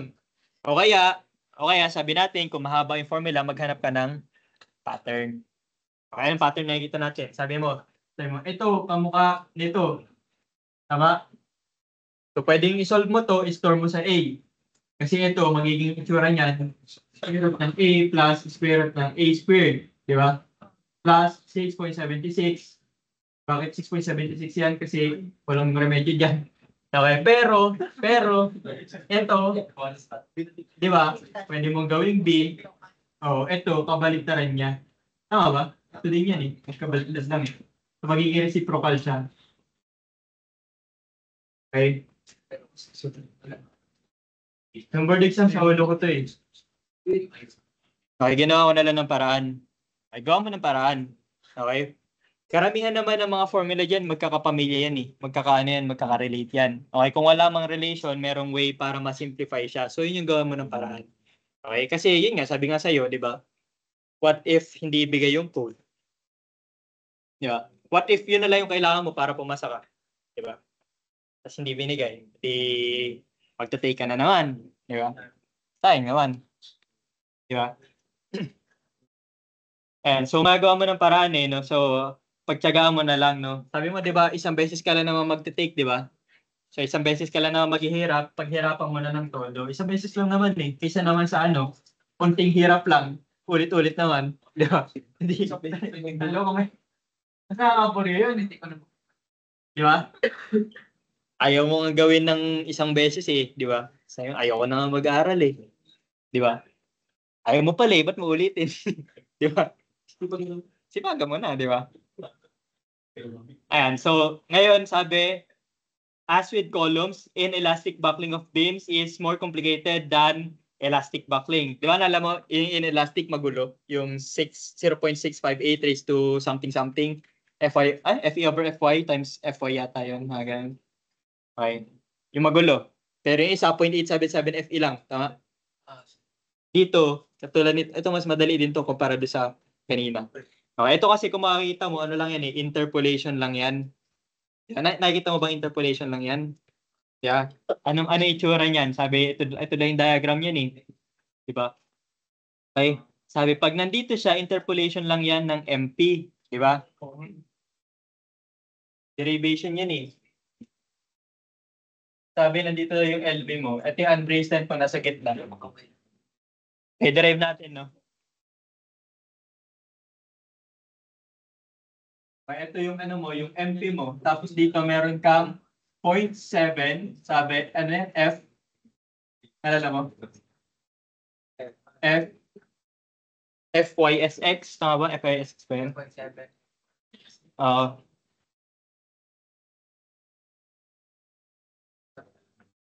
FYSX. Diba? Nandito yung hinahanap mo eh. So, tawagin natin yung MN.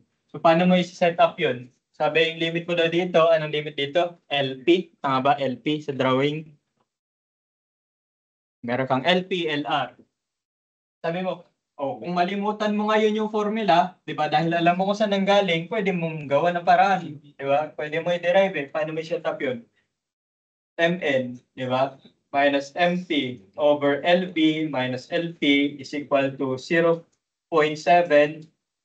FYSX minus MP over LR minus LP. Diba? Ito, lipat mo lahat sa kabila, ang mayari, nominal moment, diba, ay equal to 0.7 Fy Sx minus Mp over, di ba ito pwede mong i-rewrite na ganito? LB minus LP over LR minus LP. Tama ba? Ito lipat mo doon. Tapos itong minus dito magiging positive na siya. Di ba? Minus. Ganyan. Okay, magkamukha na ba? Pag hindi, gawa natin ng paraan. Kasi empty na. Okay. Magkamukha, no? Di ba? So, ang nangyari lang dito, ba't naging ganito to? Baliktad. Mali yung pagkakalagay ko. Kung ano, ito kasi, hindi kasi mas mababa. Dapat sir, empty minus 0. Ito.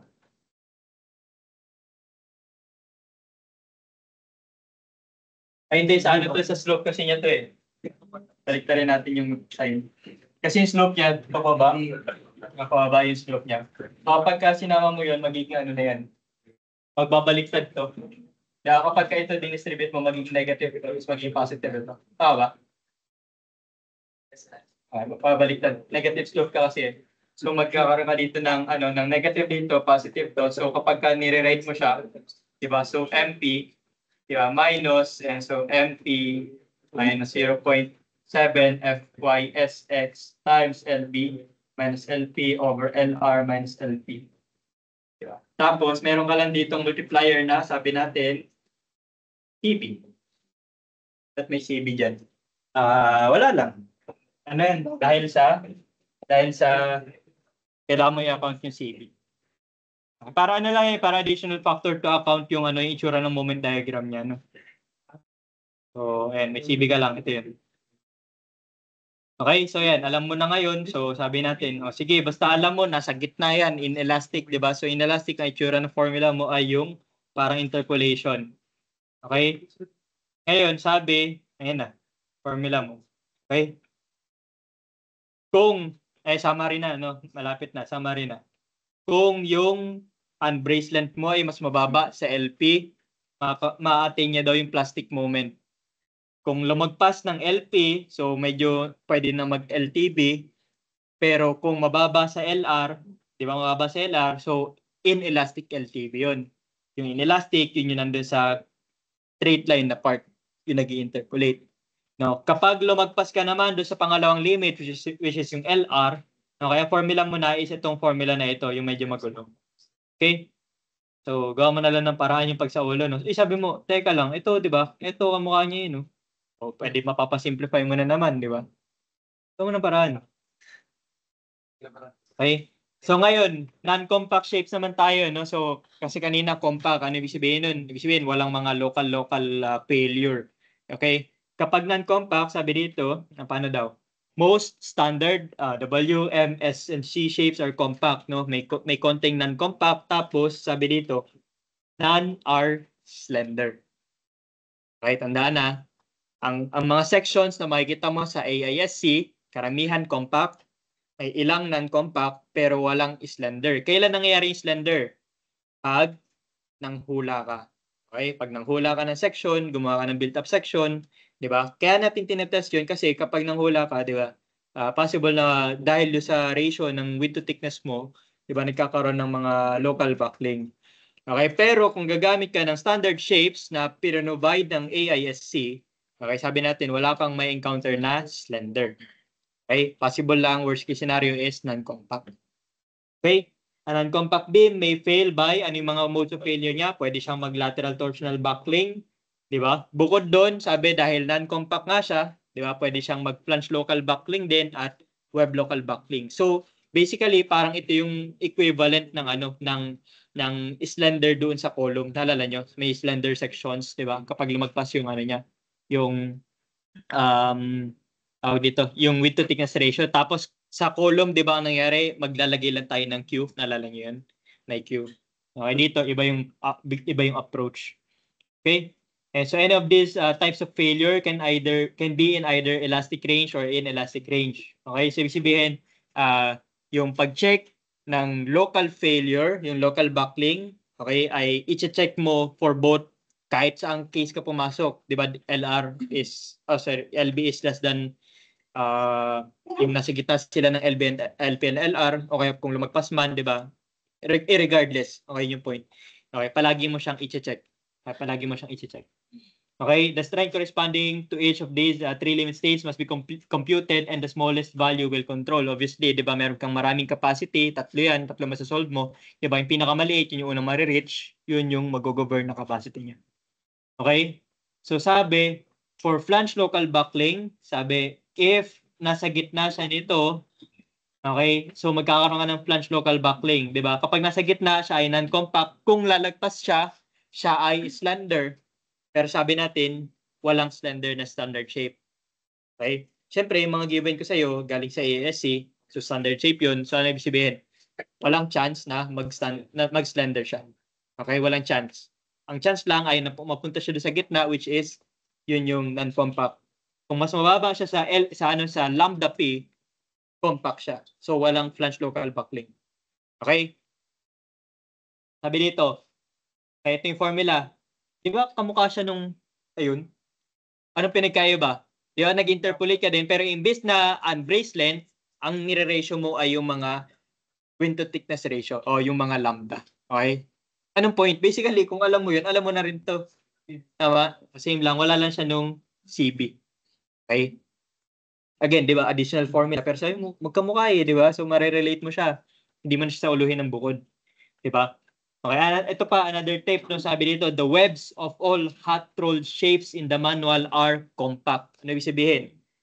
Lagi siyang compact sa web kung siya ay standard shape. Ano ibig sabihin nun? Palagi din siyang walang flange local buckling. Okay? Sa bending laging walang, flange tuloy, sorry. Walang web local buckling. Okay, palaging walang web local buckling kasi lahat ng web ng lahat ng standard shape ay compact. Okay, kahit i-check mo. Pero wag na daw. Compact na ngayon. Di ba? Parang maniwala na tayo sa kanya. Okay. Pero may limit yan, di ba? Yung kanina pinakita natin na limit. Okay. Sabi dito, built up welded shapes, however, pwedeng non-compact or pwedeng slender, depende sa ikaw pumili di ba? So, pwedeng yung pinili mo ay mag-cost ng slender shapes. Okay, so sabi, paano mo daw solve? Okay, determine whether the shape is compact. Kung compact, itong tatlo na lang. Okay? Okay, kung walang LTB, plastic moment, pinakamataas sa lahat. Okay, kung nasa pagitan ng dalawa, yung inelastic, yung nasa straight line, pababa. Pag nalagpasan niyo yung LR, doon ka na sa inelastic, yung magulong formula. Ay, elastic. I mean, elastic. Elastic. Okay? Yung mahabang formula. Okay, ito interpolation, ito yung magulong formula. Okay, pinakamahirap no, elastic. Okay, dito, kapag non-compact naman, ito din yun Okay, same lang. Anong nangyari lang, nagkaroon ka lang ng isa pa. Okay? Nagkaroon ka lang ng isa pa. Okay, paano mo gagawin? Sample problem 2. Okay, 30 feet, simply supported beam made from a W16 by 31 of a 992 steel supports a reinforced concrete floor slabs. That provides continuous lateral support of the compression flange. Okay, service dead is 450 pound per feet. This load is superimposed on the beam. Ano yung sabihin na superimposed? Yung load daw ay superimposed pa lang. So, nakapatong pa lang. So, ano ibig sabihin sa calculation mo? Idadagdag mo pa yung self-weight niya. Okay, very good. Anong self-weight niya? 31. Okay, very good. 31 pound per feet. No, depende sa haba. So, idadagdag natin sa calculation. Now, the service life is 550 pound per feet. Okay, does the beam have adequate moment strength? So, okay daw ba siya kung yun yung loading? Okay. So, ito yung properties niya. Okay, ito yung material property. Ito yung section property. Okay. First step, tingnan kung siya ay kung siya ay compact. Sabi natin, compare natin yung flange saka yung web alam mo compact lagi, 'di ba? Matik 'yan. Okay, pero yung flange hindi natin sigurado, so check natin. Ang nasolve mo ay 6.2. Ang limit is 0.9 saka 0.24. Mas mababa siya doon sa lower limit. So ano siya? Compact. Kung lumagpas siya, non-compact. Kung lumagpas pa siya doon sa pangalawang limit, slender, which is hindi mangyayari dahil standard shape yung binigay natin. Gets? Okay, so parehas mas mababa, so parehas parehas compact. So kung parehas compact, wala kang flange local, pero actually nakalagay din dapat diyan walang web local. Hindi lang natin sinabi bakit kasi nga sabi matic na yun 'di ba? matik na kasi nga standard shape, walang web local dahil walang non-compact na web. Palagi siyang compact. Okay, so sabi, the beam is compact, bukod doon, laterally supported. Ano ibig sabihin lateral supported? Yung flange niya ay may support. Di ba? Ang nangyari dito, yung concrete daw doon, fully shored siya. So, ang nangyari, yung flange niya ay fully supported. Hindi siya, wala siyang chance na mag-move pa lateral. Dito kasi sabi, ano daw, nag-support daw siya ng concrete slab na fully supported. So, ang case nun, possible na ang nangyari, meron siyang slab, tapos short siya. Okay, ano itsura nun? Search natin.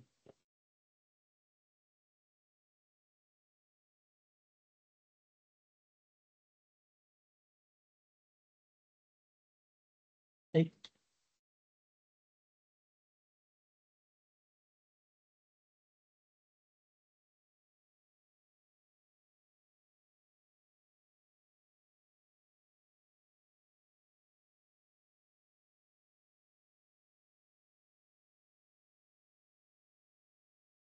Yung tinatawag natin, no? So makita mo dito, ito yung sample niya. Meron kang concrete, tapos meron kang mga shoring. Okay? Itong distance ito, yan yung unbraced length na niya ngayon. Okay? May ano yan, may mga parang pako-pako. No? So yan yung magiging unbraced length niya. Ang nangyari dito, ito yung ano, yun yung part, which is gagawin mo, yung interval niya is, yun yung ano, kumbaga dapat mas mababa doon sa, ano, sa LP mo para mangyari fully supported siya. Okay? So, ayan, itong sample na to, ayan nun siya, tawag dito, full lateral support kasi walang chance na mag-move sideways. Walang chance na mag-move lateral yan kasi nga, ano siya, may nakaharang na concrete doon sa taas, no, and connected siya doon. Okay, so short connection. Okay, ayan, so sabi, kung siya ay compact, tapos laterally supported, so walang chance na walang chance na mag-LTB, lateral torsional buckling. Diba? So, ibig sabihin, maabot niya yung pinakamataas na capacity na pwede mangyari. Okay, anong mode of failure nun? Yun ay plastic hinge. No? Magkakaroon ng plastic collapse. No? Or ang term doon. Basta yung co-collapse, yung mapuputol sa gitna. No? Kakaroon ng plastic hinge sa gitna. No? Yung capacity na kaya niyang abutin bago siya umabot doon sa collapse mechanism, ang tawag doon ay plastic moment. No? So, compute natin plastic moment, which is sobrang simple lang, FYZX. Okay, bakit ZX? Bakit hindi ZY? Di ba mas maliit ang ZY? Sige nga, gamitan nyo ng logic. Kapag binigay sa yung section, nalala mo sa sa columns. Sa columns, di ba ginagamit mo yung RY? Yung mahina. Bakit dito may ZX tapos may ZY, ginamit mo yung ZX? Ba't hindi yung ZY? Bakit sa pinakamataas? Sabi nga natin, di ba, pinakamaliit siya mag-fail. Kasi anyway, ang pinag-uusapan natin is, sabi ko kunin mo yung capacity. So, meron kang Fy times Z. Yung plastic moment, plastic section modulus. Okay, ngayon, ang tanong, meron kang dalawang property, Zx, Zy. Bakit sa Zx? Bakit hindi Zy? Mas mahina ang Zy.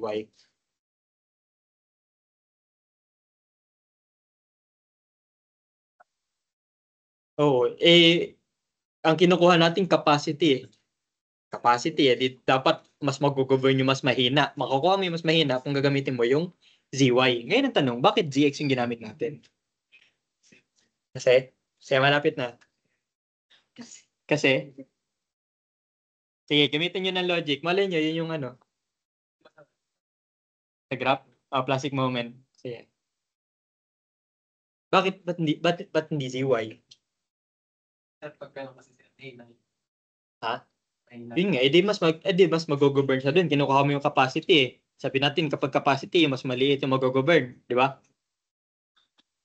Kung mas mahina siya, dapat yun yung gamitin mo, ZY. Sige nga. Ano ang ZX? Plastic section modulus sa x-axis. ZY, plastic modulus sa y-axis. Sige. Sa force? Hindi force. Moment. Bending tayo eh. Okay, anong meron? Kapag inikot ka, ay, walang ka doon. Di ba kasi walang NPP niya? Oo. Bakit sa X? Kasi hindi siya dadaan sa DY. Hindi siya dadaan sa ZY kasi Kasi nga sa exact. Bakit sa x-axis? Kasi, malapit na. Kasi, bakit? Sa x-axis daw kasi magmo-moment. Bakit sa x-axis magmo-moment? Kasi, ano na? Naka? Impose? Hindi. Kahit naman naka-ZY, pwede rin impose eh. Kasi, malapit na. Sobrang lapit na. About sa bending na yan. Bakit ZX? Kasi, perpendicular yung load sa medyo. Sige, pwede. Okay. Kasi, perpendicular daw yung load sa x-axis. Ito yung x-axis, ito yung load. Actually, yung mas tamang sagot, malapit na dun. No? Pero yung exact sagot is, nakatayo kasi siya. Okay. Hindi mo gagamitin yung ZY kasi hindi naman gano'n ang bending niya eh. Gano'n ang bending niya. Di ba? Ba't mo gaganon? Kasi, anong sense nung kapag ganyan mo, di mababali lang yun. Di ba? Tinatayo mo siya eh. Di ba? Kapag beam, itatayo mo kasi nandun yung malaking capacity niya. Di ba? So, ang gagamitin mo yung capacity niya sa x-axis. Mas mahina yung y, pero hindi niya gagamitin mo kasi hindi naman ganun ang bending niya. Oo. Okay. Ngayon, ang tanong, bakit ba natin dinidiscuss to? Okay, para hindi ka nalilito kung ano yung RX, ano yung RY, ano yung ZX, ZY, hindi mo basta sinasaulo kung ano doon, di ba?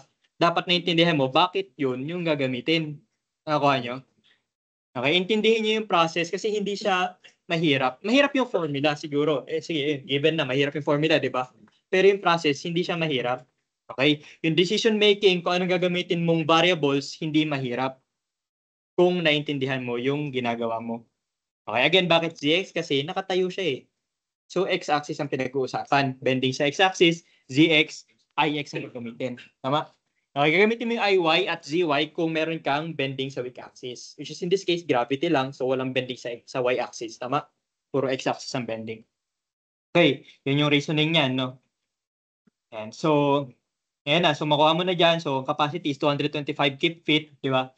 So, ang LRFD natin, multiply mo lang ng 0.9, ASD, multiply mo lang ng 0.6. So, yun na yung ano mo, yung design, tsaka yung allowable moment capacity. Okay, sample problem 2, yun pa rin naman yun. Okay, sabi, paano daw malaman kung adequate siya or hindi? Okay, so, kung LRFD, di ba, sabi, ipa-factor mo, 1.2, 1.6, di ba, ultimate moment. Okay, so ang tanong, ano ang maximum moment? Sabi, anong case to? Simply supported. Ano ang maximum moment sa simply supported beam na may undistributed load? WL squared over 8. Okay, good. Kung point load. PL over? Ano? Wala. Final. 4. Okay, very good. Paano kapag merong dalawang point load sa third points? Ganyan. Paano yan? Ang third. Alam nyo? Sige, ganito na lang. Kung hindi mo alam, anong gagawin? Okay, very good. Moment diagram. Okay, shear and moment diagram. Yan yung wag nyo kakalimutan. Yung formula, pwedeng mag-iba eh. Diba? Halimbawa, yung point load. Okay, sana kung nasa gitna, PL over 4 eh. Paano kung walang sa gitna? Saan ang maximum moment? Diba? Kapag mga ganyang case, diba, ang pinakasagot is to draw the moment diagram. Okay? Moment diagram, shear diagram. Okay? And yun yung pinaka-powerful sa lahat, no? Kasi although mas hassle ng konti, pero yun kasi kaya niyang gawin lahat. Kaya nga niya kahit magkasabay yung point load tsaka distributed, di ba? Okay? So yun yung wag niyo kakalimutan, no? Kasi syempre, ayan, so sa exam, di ba? Exam, di ba? Alam mo naman, magugulo yan, no? Hindi ganyan yan, syempre. Sobrang ano yan, ha? Ano? Kailan yung mga next week siguro.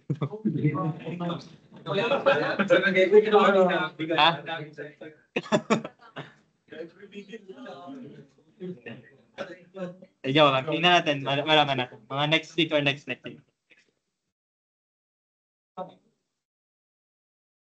Okay, so ito WL squared over 8 lang.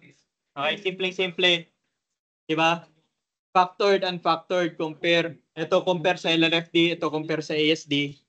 Parehas mas mababa, parehas satisfactory. May chance ba na mag-govern yung isa? Mas yung isa fail, yung isa okay? May chance bang ganun? Yes. Okay, depende sa load combination. So, depende sa combination ng numbers.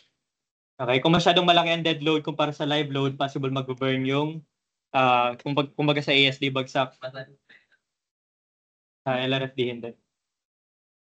Okay, pangatlong question, sabi determine the flexural strength. Okay, kapag una daw ang condition ay continuous lateral support. Pangalawa, kung ano daw, kung may unbraced length ka na 20. Pangatlo, kung unbraced length na 30. Ito yung properties, paano mo gagawin? First step, identify kung compact or non-compact. Solve, compact daw, okay. Wag mo nang solve yung web. Okay lang, okay na yun. Okay, kasi sabi mo, pwede namang wag na yung web kasi standard shape, diba, matic, compact. So, yung flange lang, si demo. Kanina lang, pinakita lang natin yung solution, no? Pero sa exam mo, kahit wag na yung, yung web, matic na yun. Okay, ngayon sabi, compact, so ibig sabihin, walang flange, local backlink. Okay, so proceed ka na. Okay, sabi, sa first condition, full lateral support. So kung full lateral support, walang LTB. Kung walang LTB, maaabot niya yung pinakamataas, which is plastic moment. Ano yun? FYZX. Bakit ulit ZX? Kasi nagbe-bend siya sa strong axis. Okay? Kasi kung weak axis yun, edi mukha kang nun, di ba? Parang nun. Ba't mo gagamitin yung weak axis sa bending, di ba? Okay, nangyayari yun. Actually, hindi. Hindi siya nangyayari. Okay, pero nangyayari na nakahiga siya. Okay. Pero bakit mo ihiga yung beam? Possible na ang mangyari niyan, yung beam is ang load niya kasi ay lateral. Kunyari nandun sa gilid, no? Nandun sa gilid ng kunyari sa may walls. Okay, tapos meron kang wall, tapos ang mangyari, yung bending ng wall ay i-resist ng beam na yon. Yung beam na yon dahil pa lateral ang support, lateral ang load, ihiga mo siya. Kasi wind ang intended na supportahan niya. Okay, pero syempre hindi mo yun papatungan kasi nga mahina siya dun eh. Pag pintungan mo yun ng slab, magbe-bend yun. Hindi wala na din, di ba? So makakita ka ng beam na nakahiga, pero kapag nakahiga siya, hindi siya intended na mag-support ng gravity loads. Okay, ibang ang intent niya. Generally ang intent niya is mga lateral loads. Okay? Lagi mong itatayo or lagi mong ihaharap yung web niya doon sa part na nandoon yung loading. Palaging ganun. Okay, so ganyan siya, no? So MP, so multiply mo ng 0.9, simple lang. Okay, paano daw kung kung 20 feet, no? 20 feet. Kung 20 feet may embrace length na, so kukunin mo na yung limit. Kukunin mo yung LP, kukunin mo yung LR. So meron kang dalawang limit, LP, LR. So dalawang limit mo is 8.6 feet, tsaka yung isang limit, nakalagay dito, 29 feet. Okay? Yung LR, mahabang formula, sabi natin, yung RTS, manggagaling dito, so square root mo itong mga to, makuha mo 7.8, try mo na lang, plug in mo yung mga values. Okay? Yung HO dito, ito yun. Okay, plug in, makuha mo yung 13.28, substitute mo dito, makuha mo yung JC SXHO 0.002201. Okay, etong buong to, ipa-plug in mo dito sa mga to. Okay, sabi natin, i-store mo na lang, no? Magulo talaga yan, mahirap talaga siya, no? Okay, so store mo na lang. Ito, pwede mo ring store, di ba? Kung ayaw mo, okay lang din, parang ganito, hindi naman yung in-store. Pero again, pwede mo i-store, di ba? B, tapos ito, 1 over B squared, di ba? So, makuha mo yung LR, 29.257. Yung unbraced length mo dito ay 20 feet. So, nasan siya? Lagpas or nasa gitna lang? Lagpas ng LR o hindi? Hindi, di ba? 20 lang eh. Okay, so nandun siya sa gitna, ang tawag doon, inelastic LTB. Okay, inelastic LTB, sabi mo yung nasa gitna yung parang line yun, di ba, sa graph? So, ibig sabihin ng formula mo ay yung interpolation. Okay? So, plug in the values, you'll get the answer. Ganun lang, simple lang, di ba? Formula, plug in, final answer. Okay, multiply mo sa 0.9 kasi design, di ba? Tapos 0.6 kasi allowable, di ba? Allowable talaga, tama, allowable. Okay, so letter C naman, ito, huwag nyo nang pakita na paulit-ulit na pinatala natin kung paano mo siya isa-solve standalone. Okay, pero halimbawa sa exam, na ang mangyayari, 3 tanong, di ba? Yan, din mo masasolve mo eh. Hindi nang bago yan. Yeah, so, mo nang ulit-ulitin yan. Ito rin, huwag mo nang ulit-ulitin. Nasolve mo na yan kanina, di ba? So, okay na yan. Okay, diretso ka na dito. Okay? Yung LB mo ay 30, lagpas ka na ngayon sa LR. So, ito na yung formula mo. Okay, so plug in mo na lang. Okay, plug in, meron ka ng stress. So kapag may stress ka na, multiply mo sa SX para makuha yung moment. Di ba? Kasi sabi natin, stress is moment over S. Di ba? Algebraic manipulation. Moment is stress times X. Sorry, stress times SX. Okay? SX, bakit SX? Bakit hindi SY? May SY tayo, di ba? Bakit hindi SY? Kasi patayo. Di ba? Itatayo mo yun. But, yeah. May pag-usapan tayong iba mamaya. So, simple lang, di ba? Sobrang simple lang. Ngayon, paano mo kukunin yung CB? Kunyari, hindi binigay yung CB. Paano mo kukunin? Katulad nito, simply supported. Okay, na may distributed load. Paano mo kunin yung CB? Sabi natin, CB, alam mo na yung formula, di ba? Sabi mo, ano lang yun eh. 12.5, ano yun? Di ba? Weighted average, 343. Tapos alam mo, 12.5. So, matitira 2.5. 0.5 Mmax, di ba? Mmax, MABC. Okay? 2.5343. Dali lang, tama? Hindi mo na malilimutan yan. Okay, ngayon tanong, ano yung MA, ano yung MB, ano yung MC? Okay, tapos ano yung Mmax? Siyempre, yung Mmax yung pinakamalaki sa tatlo. Okay, so para makuha mo yun, anong gagawin mo dyan? Mag-moment diagram ka, pwede kang mag-moment diagram or pwede kang mag-cut-cut. Okay? Yung ano mo, yung sa strap mo, di ba? Naalala mo, nag-ano ka pa nga yan eh, nagpa-function ka pa nga yan eh. Naalala mo? Okay. Yung kinat mo yun, tapos sabi mo, di ba, ano ka, magdo-double integration ka pa. Naalala mo yung nagdo-double integration ka? Di ba? Di ba na-arouse mo yun? I-arouse mo to. Tapos ka na dun eh, mas kaya mo to, tama ba? Ano lang yun, moment diagram lang eh. Paano yan? Sige, subukan natin. Nagawa natin na function. Kaya simulan.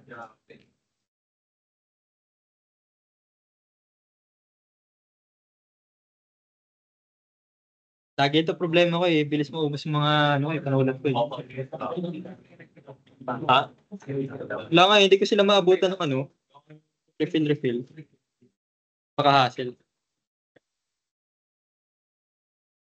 Hindi ko nga alam kung saan ko nalapag yung ano ko eh. Marker ko eh. Dalawa kanina eh. Anyway.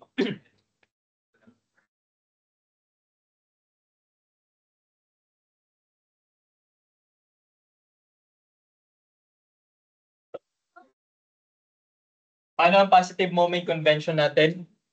Kapag ka left, tanda mo? Kapag moment, tapos share. Ganon.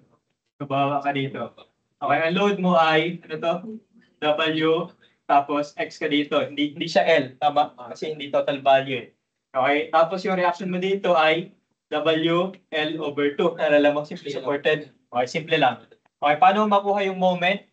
So moment, di ba, by summation ng moment sa summation ng moment, dapat 0, di ba? Sabi natin, positive counterclockwise moment plus yung weight times X times distance, X over 2. Dito ka nag-take ng moment, di ba? Para wala yung shear. Kasi pagka dun ka sa kabila ni-take ng moment, kailangan ko makuha yung internal shear. Problema mo pa yun, di ba? Kasi nagbabago din yun eh. So dito ka mag-take ng moment. Okay, so ito yung mga forces mo pababa, di ba? Tapos ito pataas, di ba? So ano yun? Nakalagay doon, minus WL over 2 times distance na X is equal to 0. Algebra mo na lang, di ba? So makukuha mo. So moment is equal to WL X over 2 minus WX squared over 2. Kung ngayon, ano yung X mo? So sa una, ang X mo is X over 4. Pangalawa, X over 2. Tapos pangatlo, 3X over 4. 3/4. Di ba? Simplify mo, makuha mo yung mga values na nandito. Okay? X tuloy, L, yung papalit mo dito sa X, yung mga L yan, no? So sa una, L over 4. Pangalawa, L over 2. Pangatlo naman, 3L over 4. Okay? So makuha mo yung tatlong yan. Ngayon, kung ayaw mo ng ganyan, edi mag-share moment diagram ka, pwede din naman. Okay? Magkakaibang method, hanggat tama yung ginawa mo, okay lang yan. Okay? And so ngayon, sa case na to, ang maximum natin is yung Mmax sa gitna. Di ba? Alam mo naman yun, simply supported eh. Di ba yung diagram niya nakaganto? Nalala mo? Okay, so kapag ginawa mo yan, so ito, plug-in mo lang, makuha mo 1.136. Okay, yan din yung nakalagay doon sa taas. Yung meron ditong discussion regarding sa CB.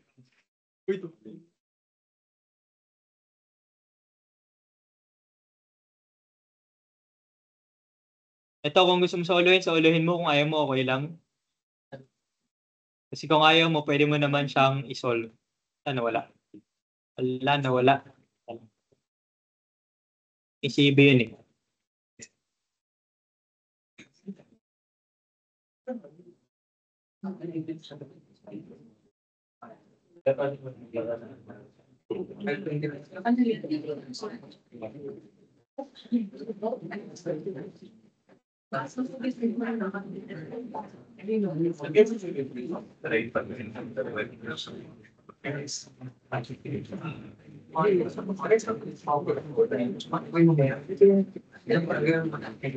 Ay, joke lang. Nandiyan pa lang pala. Wala ko pala kanina. Ito yun. Ito yun. 1.136. Tapos kung gusto mo sauluhin, ito yun. Okay, pero kung ayaw mo, okay lang din. Okay, kasi kaya mo naman gawin. Okay, ito kasi special case lang kasi yan. Okay, halimbawa, paano kung may point load, pwedeng diretso ka na ng 1.32. Pero paano kung dalang point load, edi dapat alam mo na ano siya, case to case, may 1.67, merong 1 ka, depende kung saan yung pinag-uusapan. Paano kapag naging 4, wala na. Yeah. Paano pag naging distributed load na may point load, di wala na. Di mo na makuha. Okay, saan ang point yan? Pwede mo sa uluhin, pero ang problema, ang pag sa ulo, specific lang. Okay? Kung gusto mo siyang kung gusto mo na hindi ka na maghirap, alamin mo na lang yung tamang procedure. So, alamin mo na lang paano ka pagkuha ng moments, di ba? Yun yung madali. Hindi ka magsasaulo doon, di ba? Intindihin mo lang. Which is, kaya mo naman, di ba? Basic ano lang yun. Kaya basic theory lang yan. Okay, determine the adequacy for flexure of a simply supported W14 by 90 steel beam with a span length of 45 feet. Okay, it is not really supported at its ends and is subjected to the following service loads. Ito yung mga service loads. Okay? Ay, wala pala. Service loads ulit. Ito yung service loads. Okay, including the weight of the beam. So, ibig sabihin, hindi mo na idadagdag yung 90 dito. Okay? Ang property is ito, given. Okay, paano mo again kunin? And so, solve mo muna yung width to thickness ratio ng flange. Yung web, pwede mo nang lagpasan. Bakit? Kasi nga, compact siya lagi. Standard shape. Okay, yung flange, hindi natin sure. So, check natin. Okay, in this case, lumagpas. Okay, so non-compact. So, ibig sabihin, meron chance ng flange local buckling. So, paano mangyari nun? Bukod sa gagawin mo mamaya para do sa overall, yung tatlong condition, isosolve mo pa to. Okay? And so, plastic moment, ito yon. Ito yung upper limit. Okay? Yung yung actual na capacity niya is ito. Okay? Ito yung capacity niya for flange local buckling. Okay? So, and familiar tayo dito. Sabi natin, interpolation lang din yan. Nagbago lang ito. No, instead na L, naging lambda. Okay? So, mukha mo, capacity is 7,648. Okay? Ang upper limit mo is 7,850. So, syempre, mag-govern yung actual. Okay? So, ito yung capacity based sa flange local buckling. Okay? Pero, meron pa ibang modes of failure. Okay? Ano yung other mode of failure? So, sabi, depende daw dito. Ang unbraced length natin ay sabi 45 feet. Okay? So, tingnan natin yung limits. Okay? LP, 13 feet. LR, solve ay 42. Ang ating LB ay 45. Lumagpas ka doon sa pinakadulo. Di ba dalawang limit yon? Lumagpas ka sa dulo. So, papasok ka doon sa tinatawag natin na elastic. So, elastic failure, yung pinakamalala, no? Pinakadulo eh. Pinakamahabang unbraced length. Okay, so elastic LTB at yung formula. Okay? So yung formula, meron ka lang CB dito. Tapos, plug-in na lang yan eh. Di ba? So ano yung CB mo? Sabi 1.14, saan nanggaling 1.14? Sabi kasi simply supported, tapos simply supported ka na may distributed load. Okay, kung naging point load yan, obviously iba na naman yung value, di ba? So case to case. Hindi mo alam, mag-moment diagram ka. O kaya, kunin mo yung internal moments tapos solve mo yung CB. Okay? Sabi natin, CB is 12.5 over 2.5343. Diba? Nmax, MABC. And so, FCR multiply sa SX. SX kasi nakatayo yung beam mo. Diba? Hindi SY. Diba? Pag compression, diba? Pwede both ways. Depende sa paano mo siya brinace. So, solve parehas. Okay, dito walang SY. Okay, unless meron ka sa weak axis. Okay, capacity is 442 kip feet. Ano yung kanina? Capacity kanina ay 637. Ano mag-govern? 637 o 442? Capacity pinag-uusapan natin. 637 or 442? Yung 442. Di ba? Mas mauna niya maabot yung 442. So, ibig sabihin, magpe-fail siya. Anong mode? Magpe-fail siya by elastic lateral torsional buckling. Okay, yun yung mag-govern. So, 442, multiply mo ng 0.9 para sa design. Di ba? Capacity. 0.6 para sa allowable capacity. Allowable moment. So, shear strength na tayo. And so, next meeting natin, shear strength. Tapos, ano yan, meron pa yung combined axle and bending. Naalala mo yun? Yun yung masaya yan. Sumuko na siya. Okay, so medyo marami pa. So, siguro, hanggang next week tayo magdi-discuss. Tingnan natin.